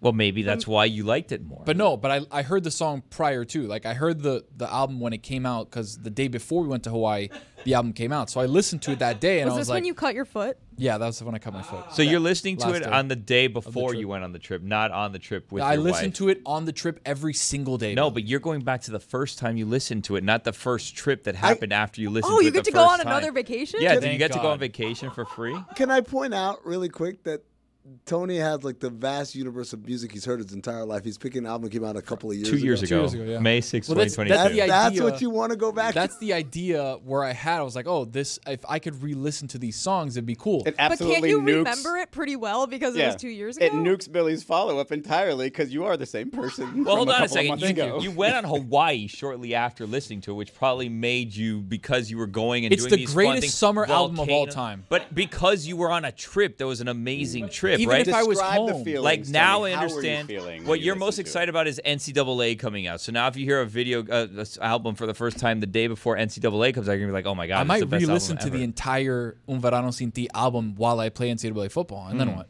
Weezer Explain album. the feeling you were going to get, though, if That- you got zapped and listened to it Chris, again. is that yours, Weezer? You No, guys, no, I'm just saying the best summer album of all time, Weezer by Weezer in That's- 2016. in with 2 Lite. years, It's Tony's not. going to be like, what would you do if you could go back in time and replay college football 2025? Well, we'd have 27 at that point. So. Can I respect the question? For Thank the you. first time since I've it been went trying. out For the of- first time, somebody respects the question. Go Usher, ahead. my way. Florida Panthers legend Alanis Morissette, Jagged Little Pill. That's a Really? great one. That's a great one. But are you Freshman year listening of to it college. after seeing her perform the national anthem in the Stanley No, Cup I'm final? going. I'm going back to 18-year-old me listening to it. Would you warn yourself about like terrible things that happen in the world, or would you like invest a lot of money in like certain stocks and try to get really rich? So there is a time machine No, involved, you guys- Tony. yeah, you like I guys don't told get it. you. You guys don't get it. I mean, Thriller. Second Thriller. place, college dropout. Thriller, because I heard Thriller when I was a child. So, and you hear like back then you didn't hear whole albums, no skips. You heard a song, Mixed and match, then right. another song, and another song, and another song. I'm like, oh, every song that this guy makes is amazing. And so I wonder, like, if I had amnesia right now. I often think about this a lot with songs that I really like. That like, hey, if you if the Yesterday plot happened, and like I took Biggie's tracks, and then I came out like I'm a new rapper. And then I just did Juicy and Hypnotizer. Will people be like, yo, this guy's amazing? Or we'll be like, what does this old-ass sounding rapper sound like? Does Hypnotize sound like an old song to young people? No, right? No. But then I think about young people who the entirety of their rap catalog is like, if it sounds like that, then they then they might think that like, oh, this is way too... Why is he enunciating every word? So I don't know. What about Speaker Box? the Split album, Love the Low It's Speaker a Box. really good album. I mean, it wasn't my favorite. So When you go back and listen to College Dropout, did Kanye already? oh yeah. This is in a vacuum, guys. Yeah. This is just the music. If it's just the music, but you know everything you know about Kanye. That's what I'm asking. That's Yeah, crazy. No, absolutely not. There has to be a time machine There's a involved. time We've settled machine it. involved. We've settled See? it.